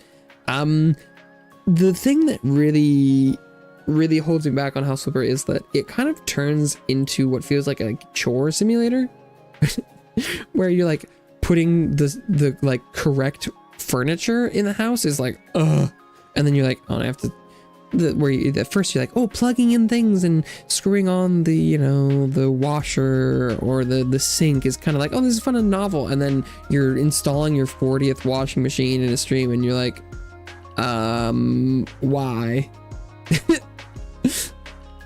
But if you want something that's kind of a more entrepreneurial take on like power washer, then I think that might be up your alley.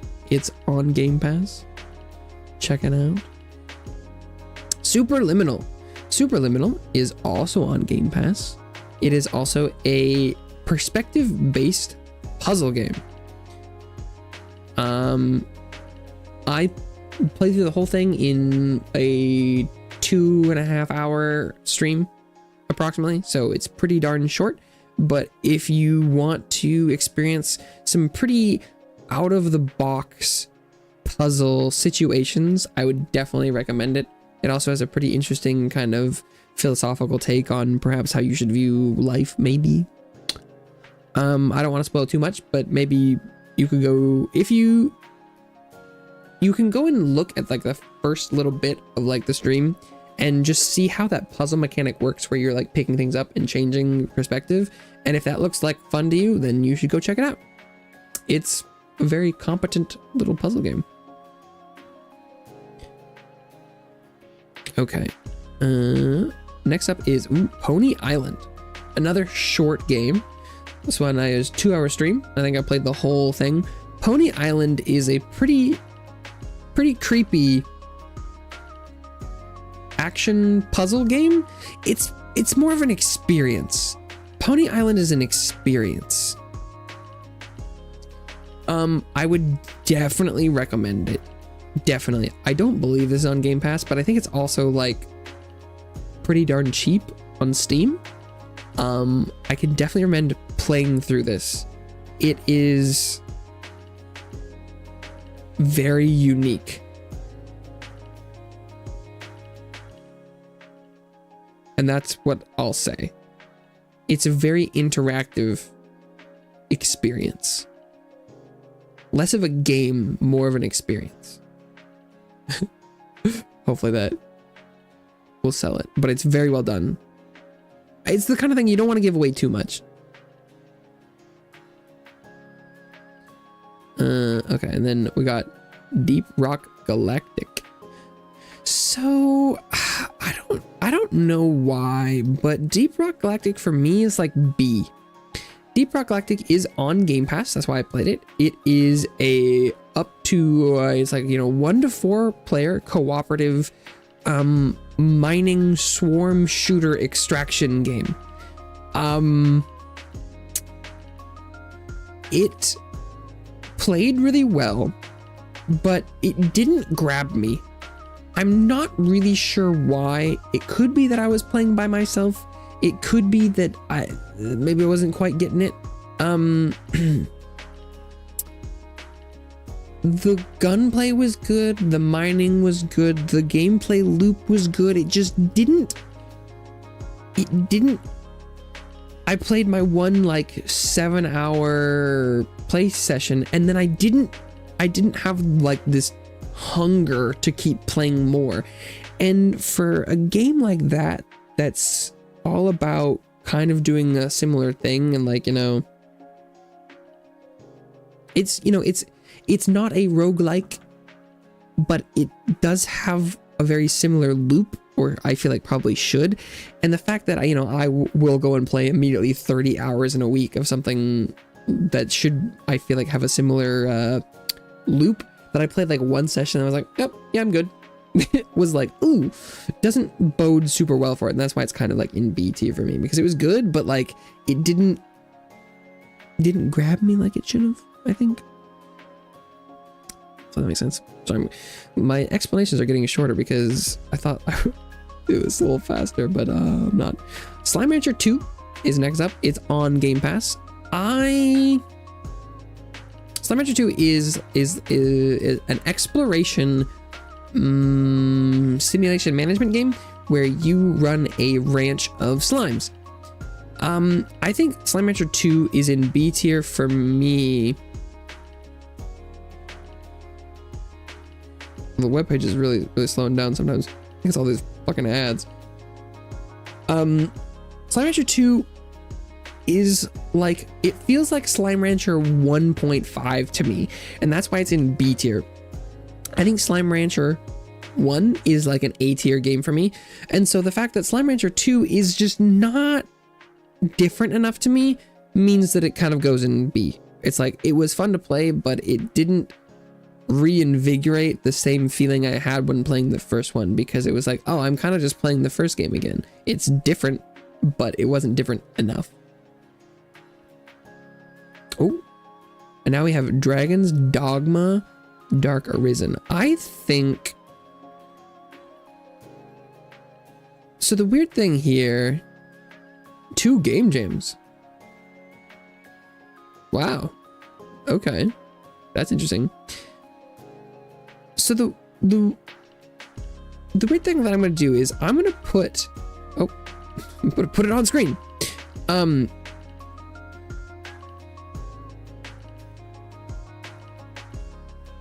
Just to try and make some sort of like statement. I'm going to put Dragon's Dogma Dark Arisen in S. And this is sort of I'm sort of putting Dragon's Dogma, both games, on the list together, because I did enjoy my time with Dragon's Dogma 2 more, because it was, you know, slightly more polished, slightly more updated, but I could tell that the core gameplay was basically exactly the same from the first one. And that was the best, juiciest part. So the best part of Dragon's Dogma 2 that I did like and play more was still just the core. And I wish that the second one had done more on it, because it could have been S tier. Dragon's Dogma could be S, but there are parts of it that I think are holding it back.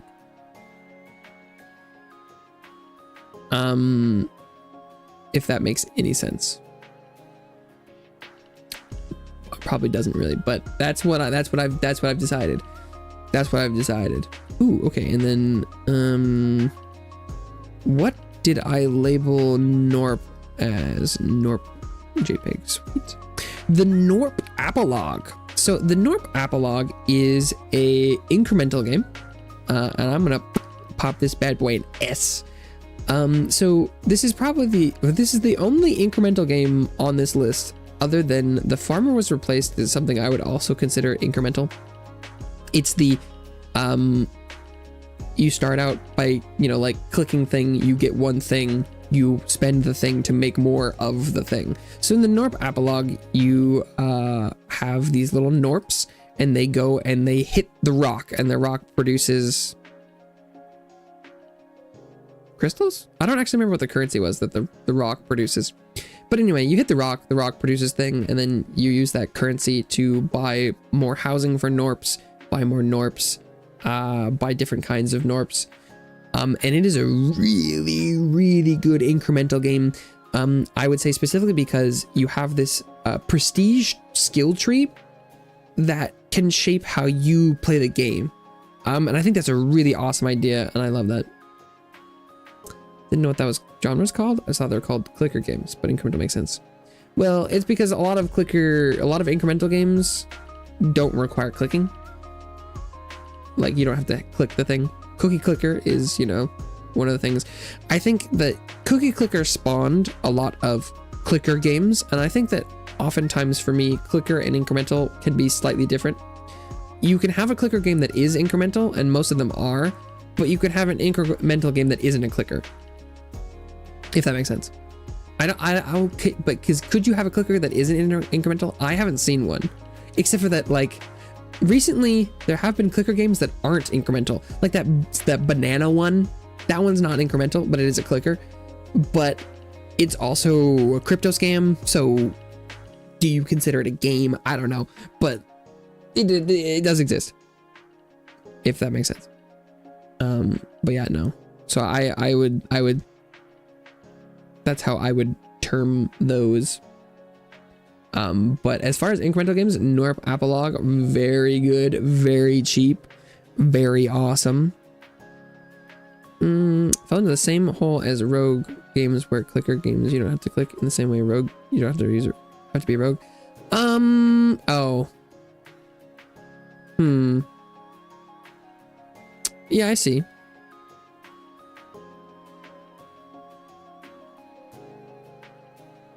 I can get you, but yeah, no. But it's a pretty niche genre.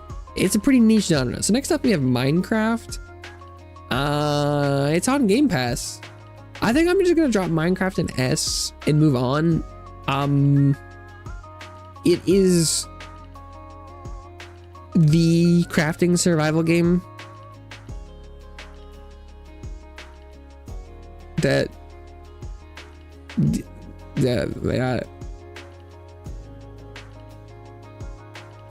I think if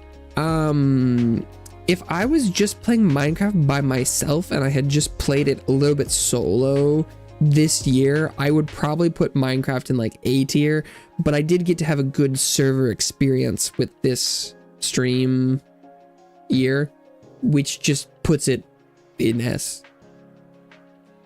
Both versions of the Game Pass are just better. I have no idea. I've never launched it.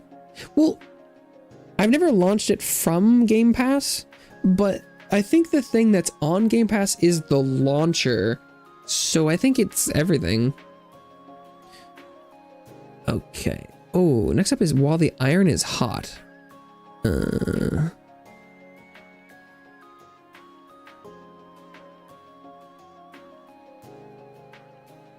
There you are. Strike While the Iron is Hot is it was like a simulation RPG blacksmithing game that I'm gonna put in B.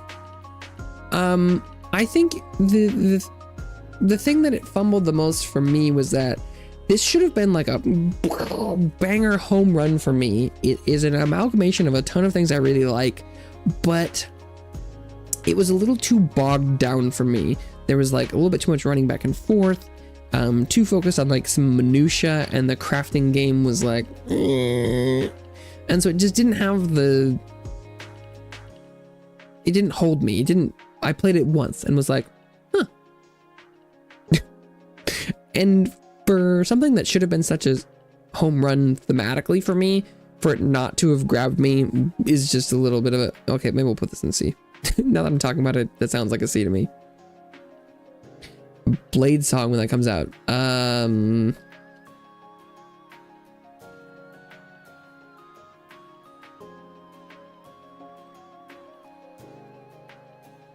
Oh.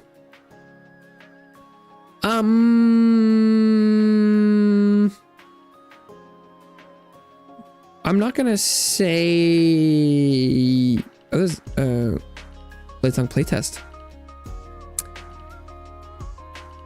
I'm not gonna say yes just yet, because I need to see some actual gameplay before I would be willing to like just jump in and like do a stream.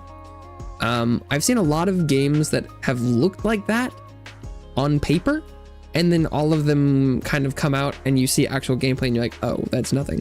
So I would still need to see more. Okay. Okay. I played While the Iron's Hot twice. Ooh, Steam World build.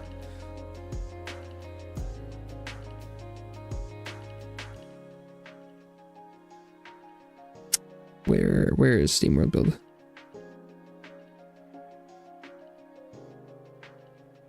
Oh god, what did I call it? Is it? Oh, there it is. It's because it had I named this file and it had no vowels in it. Okay. SteamWorld Build. I think that's an A tier. SteamWorld Build is on Game Pass. So there's a lot of games on Game Pass here. If this is it anyway, I don't know. For some reason, I feel like I'm trying to get people to Game Pass. I think for me, it's been a crazy good deal. I'm just like, look at this. Look how many of these you could just play all for the same small amount. Anyway, SteamWorld Build is a city builder. And its gimmick is that there is also layers of mines beneath the city. So you'll spend time alternating between building your above ground city where people live, and the underground city where you excavate and find technology and things. And that, you know, to progress above, sometimes you'll need to go and get resources from below, and vice versa. And it was a really good back and forth. It was a very, very good city builder.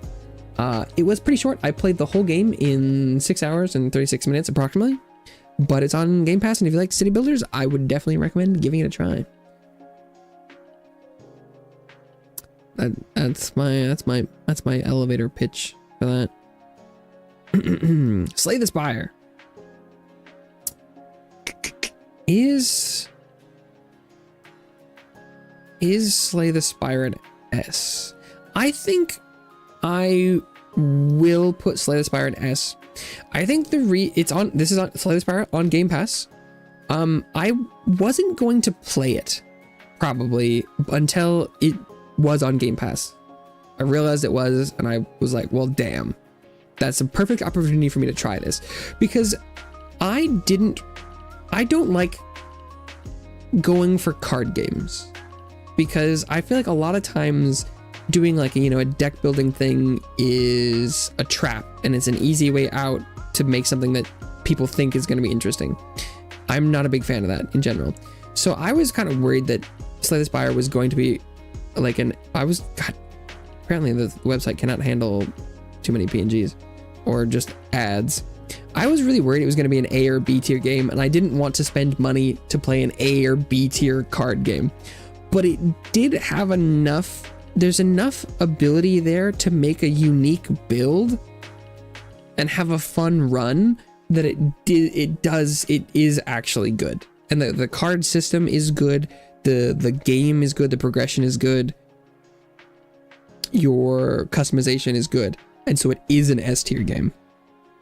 So if it is a rogue-like deck building game, and I think it is the pioneer of that the branching map selecting your path thing. I think that's where that started. I'm not 100%, but I feel like that's where I saw it the first time. So it is an OG. It is worth the hype. It is good. It is one of the roguelikes of all time. The League. Oh, Psychonauts. Interesting thing with Psychonauts. I haven't come back. I played one stream of Psychonauts for some reason, and then I didn't play anymore. Psychonauts is on Game Pass, but based on how much I played, it's probably just gonna go bin to B tier. It has aged pretty well, but for some reason I didn't continue and finish the game. I think that it was some of the boss fights and the exploration was a little dated, but the story is still very unique and the characters are zany and fun. It's on Game Pass, so if you checked it out a little bit, I would definitely recommend playing it. I had fun, but I think this probably would have been like an A or an S if you had asked me before I went and replayed it a little bit, but for some reason I didn't continue.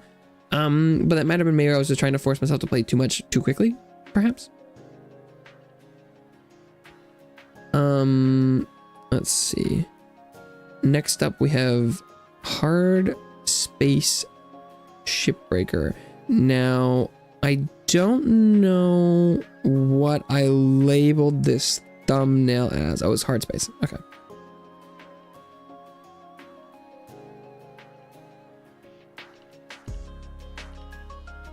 Wow, the webpage is really slowing down. That's impressive. Hard Space Shipbreaker. I think I'll put that in A. It is a really unique game style. I didn't finish because it wasn't iterating quite fast enough on the formula, but the going in, breaking down a ship and getting better and faster at it, and the storyline and stuff, it's a really good game. It's definitely, I think it could have had S potential for me, but I think the pacing was a little off.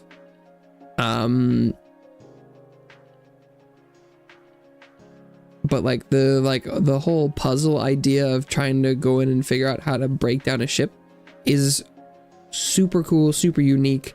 I had a blast. Ooh, next up, Tunic. Where is Tunic? There it is. Oh, Heartspace, Shipbreaker on Game Pass, as well as Tunic. So these are both really cool. Game where you are a clonable, disposable worker that goes and cuts ships into pieces for processing in space. Or Tunic, where you play as a little fox adventurer. Tunic is S. Tunic is an S tier. It is a incredible exploration combat game with puzzles and secrets, and it's kind of like the Chance of Sennar. It's like Souls-like Chance of Sennar. It's like the combat difficulty oriented side of like Chance of Sennar, where you're trying to go in and understand a world and discover a bunch of things and build a little book that helps you help and interact with the world. And I think it's incredibly good. As well, I'll go with that. Oh my god, I played so many games. Oh my god, what the heck? Next up is Mob Factory. This game is not on Game Pass. Mob Factory is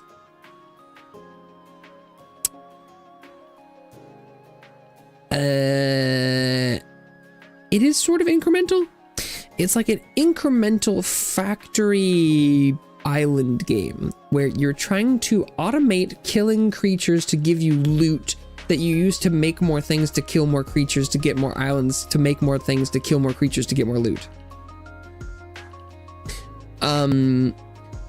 So if that sounds interesting, I think there's a demo on Steam, so you could go watch a little bit, play the demo. You'll know if you want to play it. If you want to play like a mob grinding Satisfactory, that's probably a pretty good description. It's done pretty well, but it didn't quite. I thought it was going to be an A game. It ended up being kind of like a B game for me. Okay, I'm playing a bunch of Minecraft now on the stream. Death Must Die, nice. Minecraft, Remnant, nice. Minecraft. Oh shit, Hollow Cure. Okay.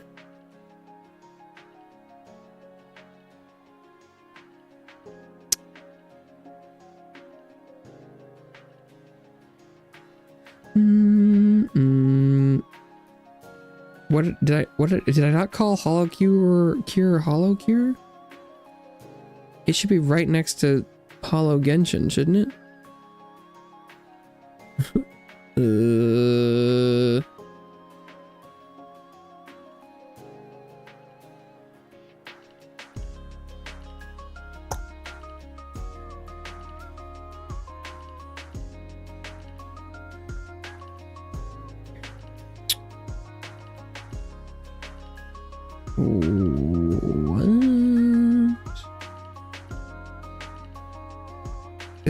Where's this thumbnail?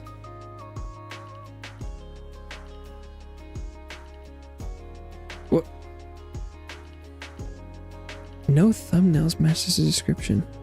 What?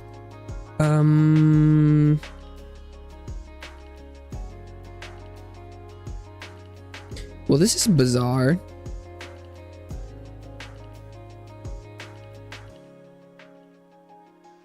Did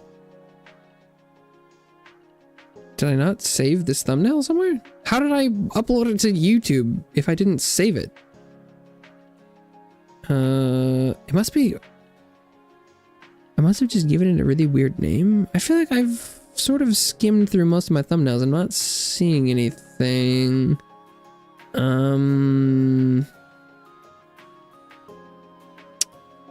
Well, this is very weird.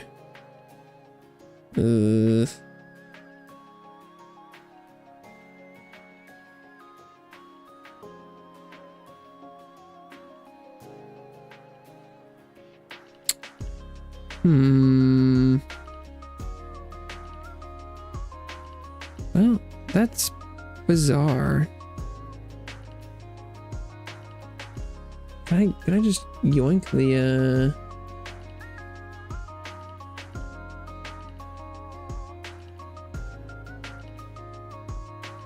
I'll just download it from YouTube.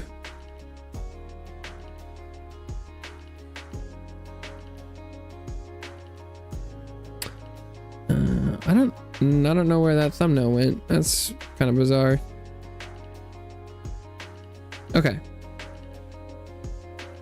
Nope. Holocure. Holocure is a really competent Vampire Survivors like that also has a lot of gameplay elements outside of it. There's a little farming and fishing game. It is free on Steam. If you want to play a little fishing game, you want to play a little like farming, growing little dudes money making game that has a side of Vampire Survivors likes, I would definitely recommend checking it out.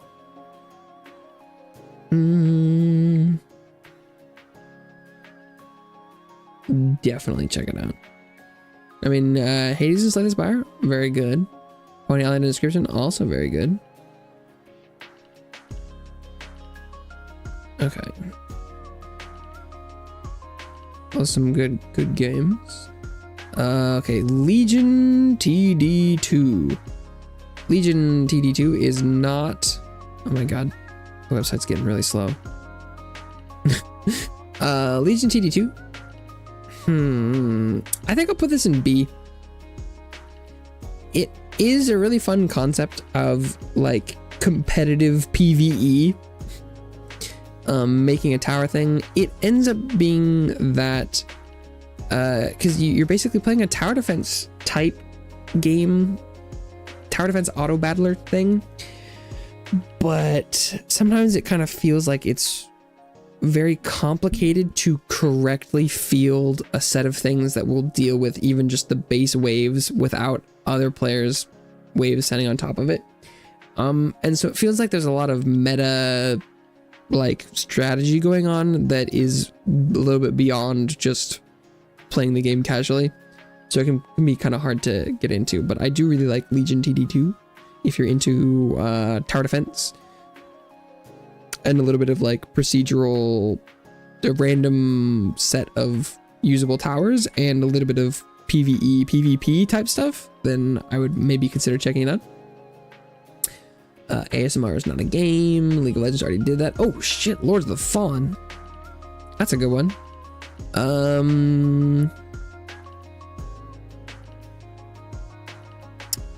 Where are we at with Lords of the Fallen? Lords of the Fallen. I'm gonna put this in S. Now that suddenly we are right, Elden Ring and Lords of the Fallen being in the same S tier is kind of crazy. But as far as like, this is one of the first Souls-like that is like a Souls-like. It's almost as if it was made by a company like FromSoft. Like it's got all it needs there to be. It has the exploration, it has the bosses, it has the level design, the feel. It is a true Souls-like. So if you like those games and you haven't played Lords of the Fallen, you should do so. It's like a Lies of P level take on the genre. It is worth playing. Okay, we're back. We're to October now. We're getting there.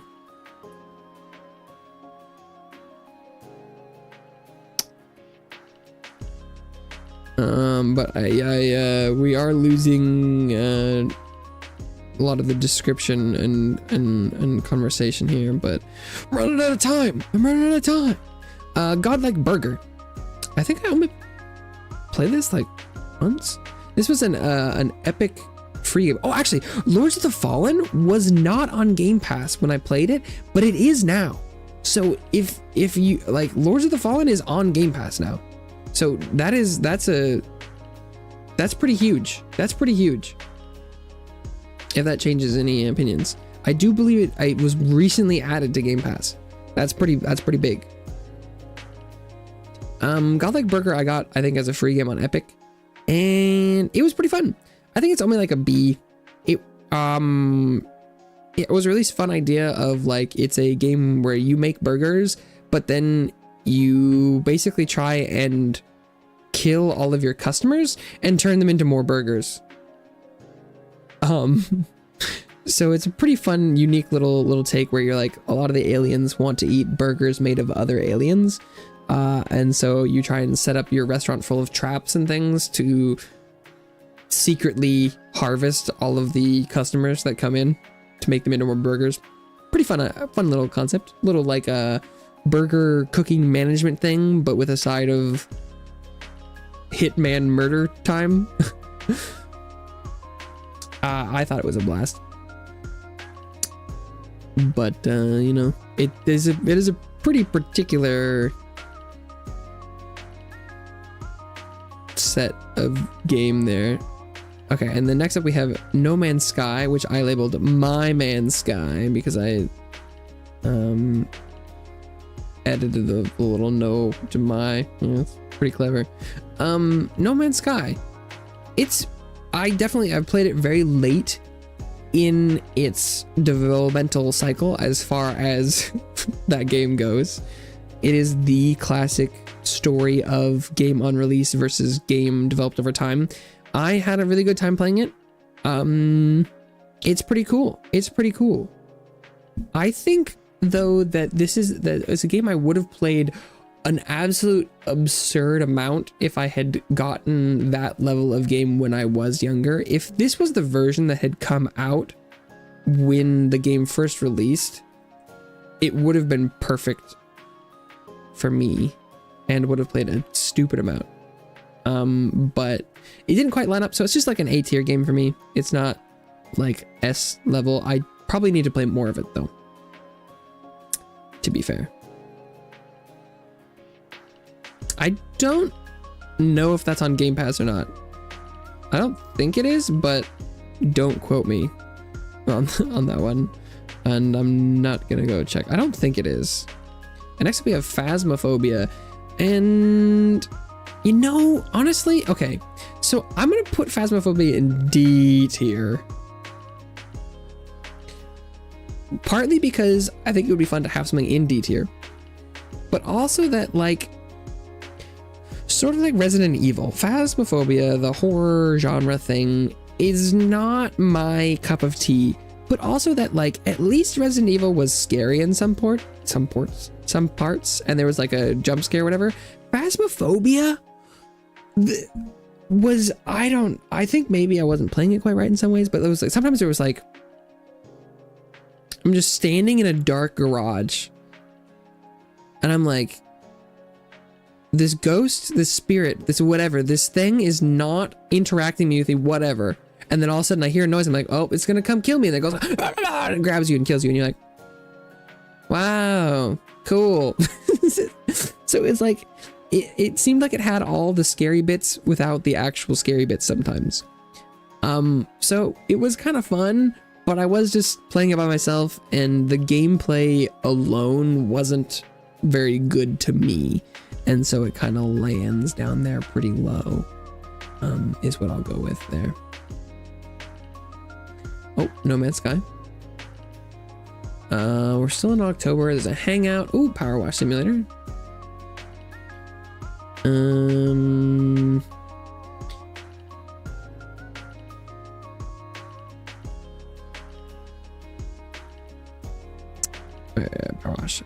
Power Wash Simulator.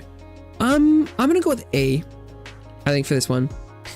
Power Wash Simulator is on Game Pass, but Power Wash Simulators would almost be an S for me. Is like, you know, like Zen cleaning stuff. Getting like seeing the finished product and cleaning stuff is awesome.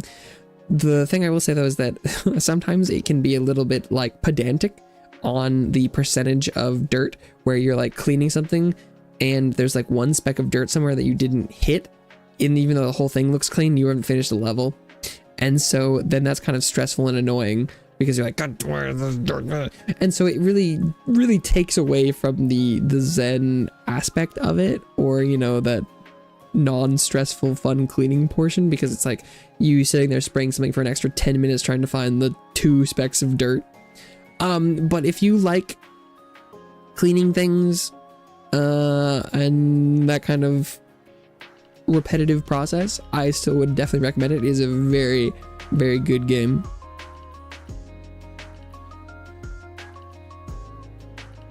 Next up is Lies of P. Now, I did actually mention this a little recently, just in this video, because I was talking about Souls-like games and things that really did a good job. So, where? Oh, there. Oh, that's. I used the same picture. I think I did. Lies of P goes in S. I don't think this is on Game Pass. It could be though. Now, Lies of P is a incredibly competent Souls-like game that I would say definitely borrows more from the Sekiro side. But one of the things that Lords of the Fallen is a Souls-like that basically emulates as much as possible the exact Souls formula, and it's gotten close enough there that it's good enough.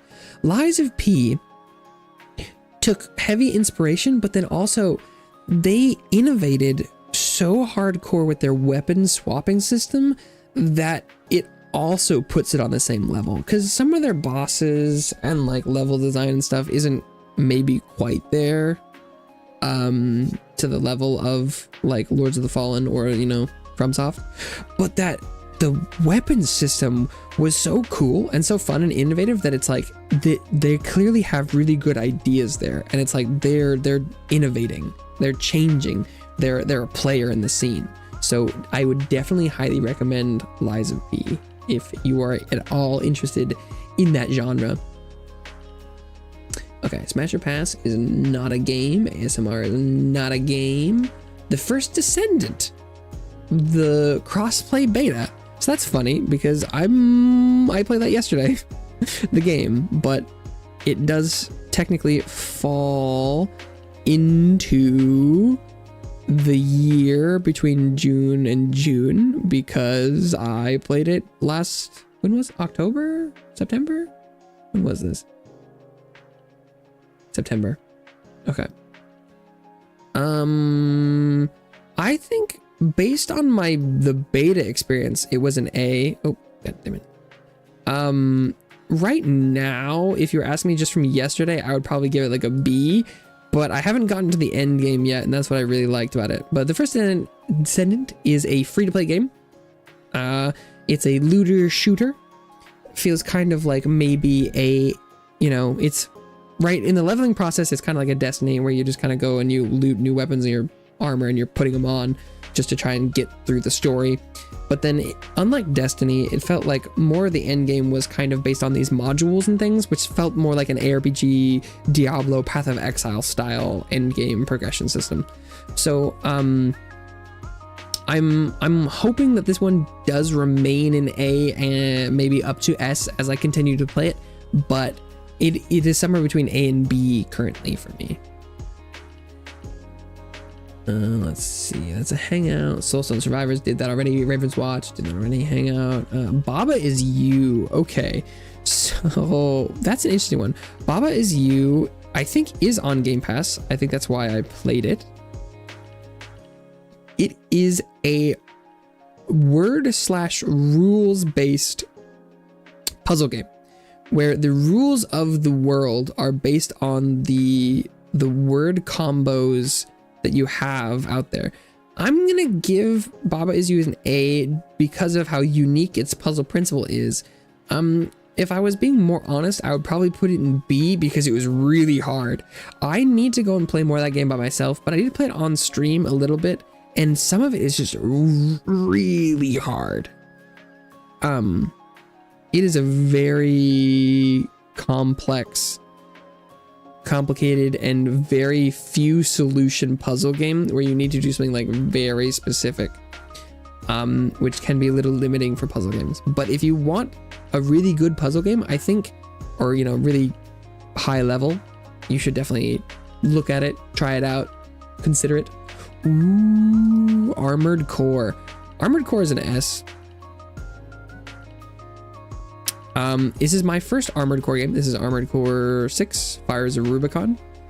My first FromSoft Armored Core game. It is so cool. It's so fun to be a blasting robot, and you can build your own stuff. With the exception of the, what was it? Was it Baltius, maybe? Is that his name? I'm just making sure. Fact check. Yep. With the exception of that boss, the game is just exceptional. It's just a super hardcore roadblock there. I 100%ed this game. I got an S on every mission. It is such a blast. It's so fun.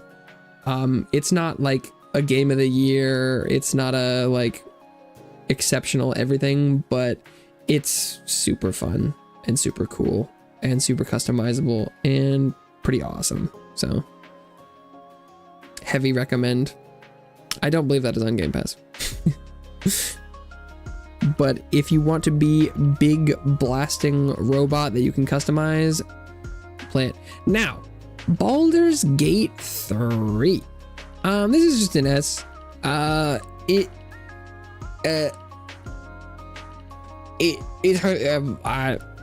If you haven't heard of Baldur's Gate, it's Dungeons and Dragons, a game, and that's why it was an S, because they made a AAA tier D&D experience. That's really all it needed to be. It has good characters, good storyline, awesome quests, epic range of choice and interaction with the world. That's what people like. It was really well done. And that's the game. Baldur's Gate, Hollow Cure. I don't believe Baldur's Gate is on Game Pass. Remnant 2 did that. Honkai Star Rail. Okay. There it is. Honkai Star Rail is in the MiHoYo verse. I'd give it an A. I think that's where I put Genshin. It's a really good game. It's turn-based. It didn't have enough end-game activities to hold me. I got Kafka and then I just quit. But as far as free games go, Genshin keeps delivering kind of non-stop bangers as far as quality for cost in. You can play all these games and get nearly everything out of them for free and play them long-term if you want. They're very high-quality games. Especially for the price that they ask of you. So definitely highly recommend if you're at all interested in those. My anime list is not a game. Playing a lot of Remnant 2. Oh, there's another Honkai Star Rail stream. Okay, we've hit July. We're almost there. We're almost there. I'm sorry that I am speeding up here. I could talk more about these, but I am trying to finish a little bit. Satisfactory.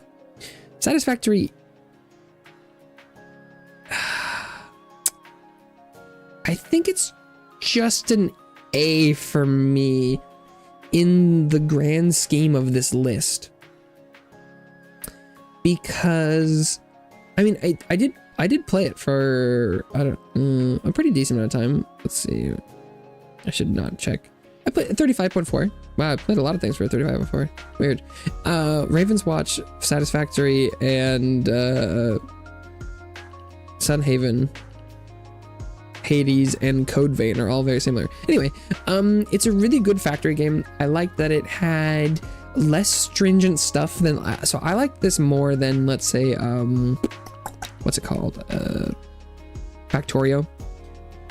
You know, this one's more silly, zany, but the end game stuff was a little bit, I was like, I didn't want to use my brain quite that much, but I really did enjoy it. It's almost an S, but I think maybe I was taking it a little bit too seriously to really push it to S, where if I could have just had fun with it, maybe. Halls of Torment. Halls of Torment is, oh, and I don't think Satisfactory is on Game Pass. I'm not sure about that. Halls of Torment is a Vampire Survivors like, that is also sort of item based. It's just an A. Oh god, there's this is not really very readable anymore, is it? It's a lot like Death Must Die. They're pretty similar, but different enough that I play both of them and am watching as they grow. You can go take a look at the gameplay of it if you are into Vampire Survivors likes and you like the look of it, then you'll probably like it. But definitely wouldn't be like one of my first recommendations. It's a pretty specific genre thing. Okay, Dragon Age Origins, DAO. So, say part 6? The fuck? That's so weird. Now, Dragon Age Origins, I do think is an S. The caveat here, though, is I'm ranking that based on how I feel like you could probably get it to play on some platform. The performance on PC was abysmal. At least my performance for my PC. But like, it really is the Dragon Age. It has incredible characters, incredible RPG elements, story, combat. It's awesome. It's on Game Pass, the Ultimate Edition. You should play it. It's incredible. But it might not work really on PC. I don't know, maybe it could work better through Game Pass and EA. I was playing it through Steam. There could be a difference. I'm not sure though. Okay, so next up is Bloons Tower Defense 6. I think Bloons does go in S. It is, where the fuck? That was weird. It is the tower defense game. I started playing Bloons in elementary school, and I've been playing Bloons ever since. Bloons TD6 is the latest, the greatest. It is the tower defense game for me. It's great. If you like tower defense, you should go try it. I don't think there's a free version around anywhere anymore. You could play an earlier version probably, I bet. Like Bloons TD4 might be free, or unlike Ninja Kiwi, I'm not sure. It should be pretty cheap though. If you like tower defense and you've seen some gameplay, I would highly recommend picking it up. You could get so many hours out of that. So I played Stick It to the Stickman demo. I should check whether or not this game is like out now. I think I remember enjoying the demo very much. It was a roguelike fighting game where you climbed a tower and fought people and you got like fighting moves and stuff. I remember it being very, very good.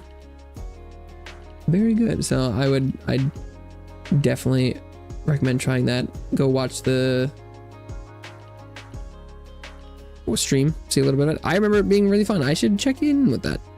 Now, it looks like I played Dark Souls remastered on June 30th of last year. I don't must have just been feeling it. Dark Souls is an S. It is the Dark Souls. I would say it is the Souls-like. You know, it is the Souls. Technically, it started with Demon Souls, but I think Dark Souls really did it. And I went back and I played it last year, apparently. But every time I go back and replay it, it holds up. It is Dark Souls. It's the Dark Souls. It plays differently, but that doesn't mean it's bad, worse at all. Okay, I think that's it. Because then there's Bloons CD6, there's Power Wash, there's Soulstone, there's Lies of P, and that gets us to June 20th. Oh my god. Okay. Whew. Sorry I was speeding up there. Yeah. Let's see, wait, how many is this? 1, 2, 3, 4, 5. Oh wait, how many? This is 5 across, so it's 1, 2, 3, 4, 5, 6, 7, 8, 9, 10, 11, 12, 13. 13 times 5 is what? 50 plus 15? 75? 50 plus 15 is 75, yeah. 65. Plus 3 is 68. 69. 70. Okay. 70 games. I streamed 70 distinct games in the past year.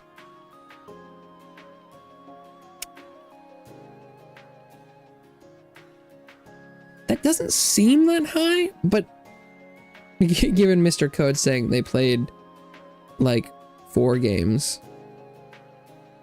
maybe 5, maybe more, 7. Wait, there's a 1, 2, 3, 4, 5, 6, 7, 8, 9, maybe upwards of 9. So I mean, it's pretty good. This doesn't encapsulate. I think I probably played things off of stream. Like 70. That's pretty good, right? They were all 1 away from 69. Tragic. Could pull one off here, I bet. This one was a demo. I could just get rid of this. Make it 69. But yeah. So if you ever want to talk to me about any of these games on stream, I'm 100% down to do so. I will be finishing up today right now though, because this stream did go kind of long. But I'm always open to talk about any of these things and my list. Look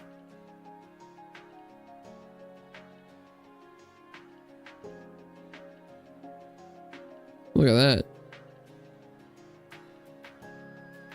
My tier list. Hell yeah. Nice. Yeah. This is my preliminary tier list. Let me know if you want to see anything else like this. If I should do a just Game Pass one, I don't know, something like that. Thank you so much for watching. Thank you so much for stopping by stream, whether you're here now or long gone. It means a lot to me. You stop by for any amount of time. I think I will be dashing away now. But I thought this was fun. This could have even been a longer stream. I could have talked about these for more. I could have spent more time on each individual one. I like video games. I like talking about video games. But 3 hours is probably enough time to just talk about this little set of games I've played. But yeah, I'd love to talk more about games. So maybe I'll see you around. But yeah. Oh, Minos Prime. Hello, I'm here. Hello. Sorry, we're like two ships steaming away from each other in the night. I'm like, bye. But yeah, no, thanks for stopping by. Maybe I'll see you around. I'd love to chat about video games. Love to know what people think about my list. God damn it. That's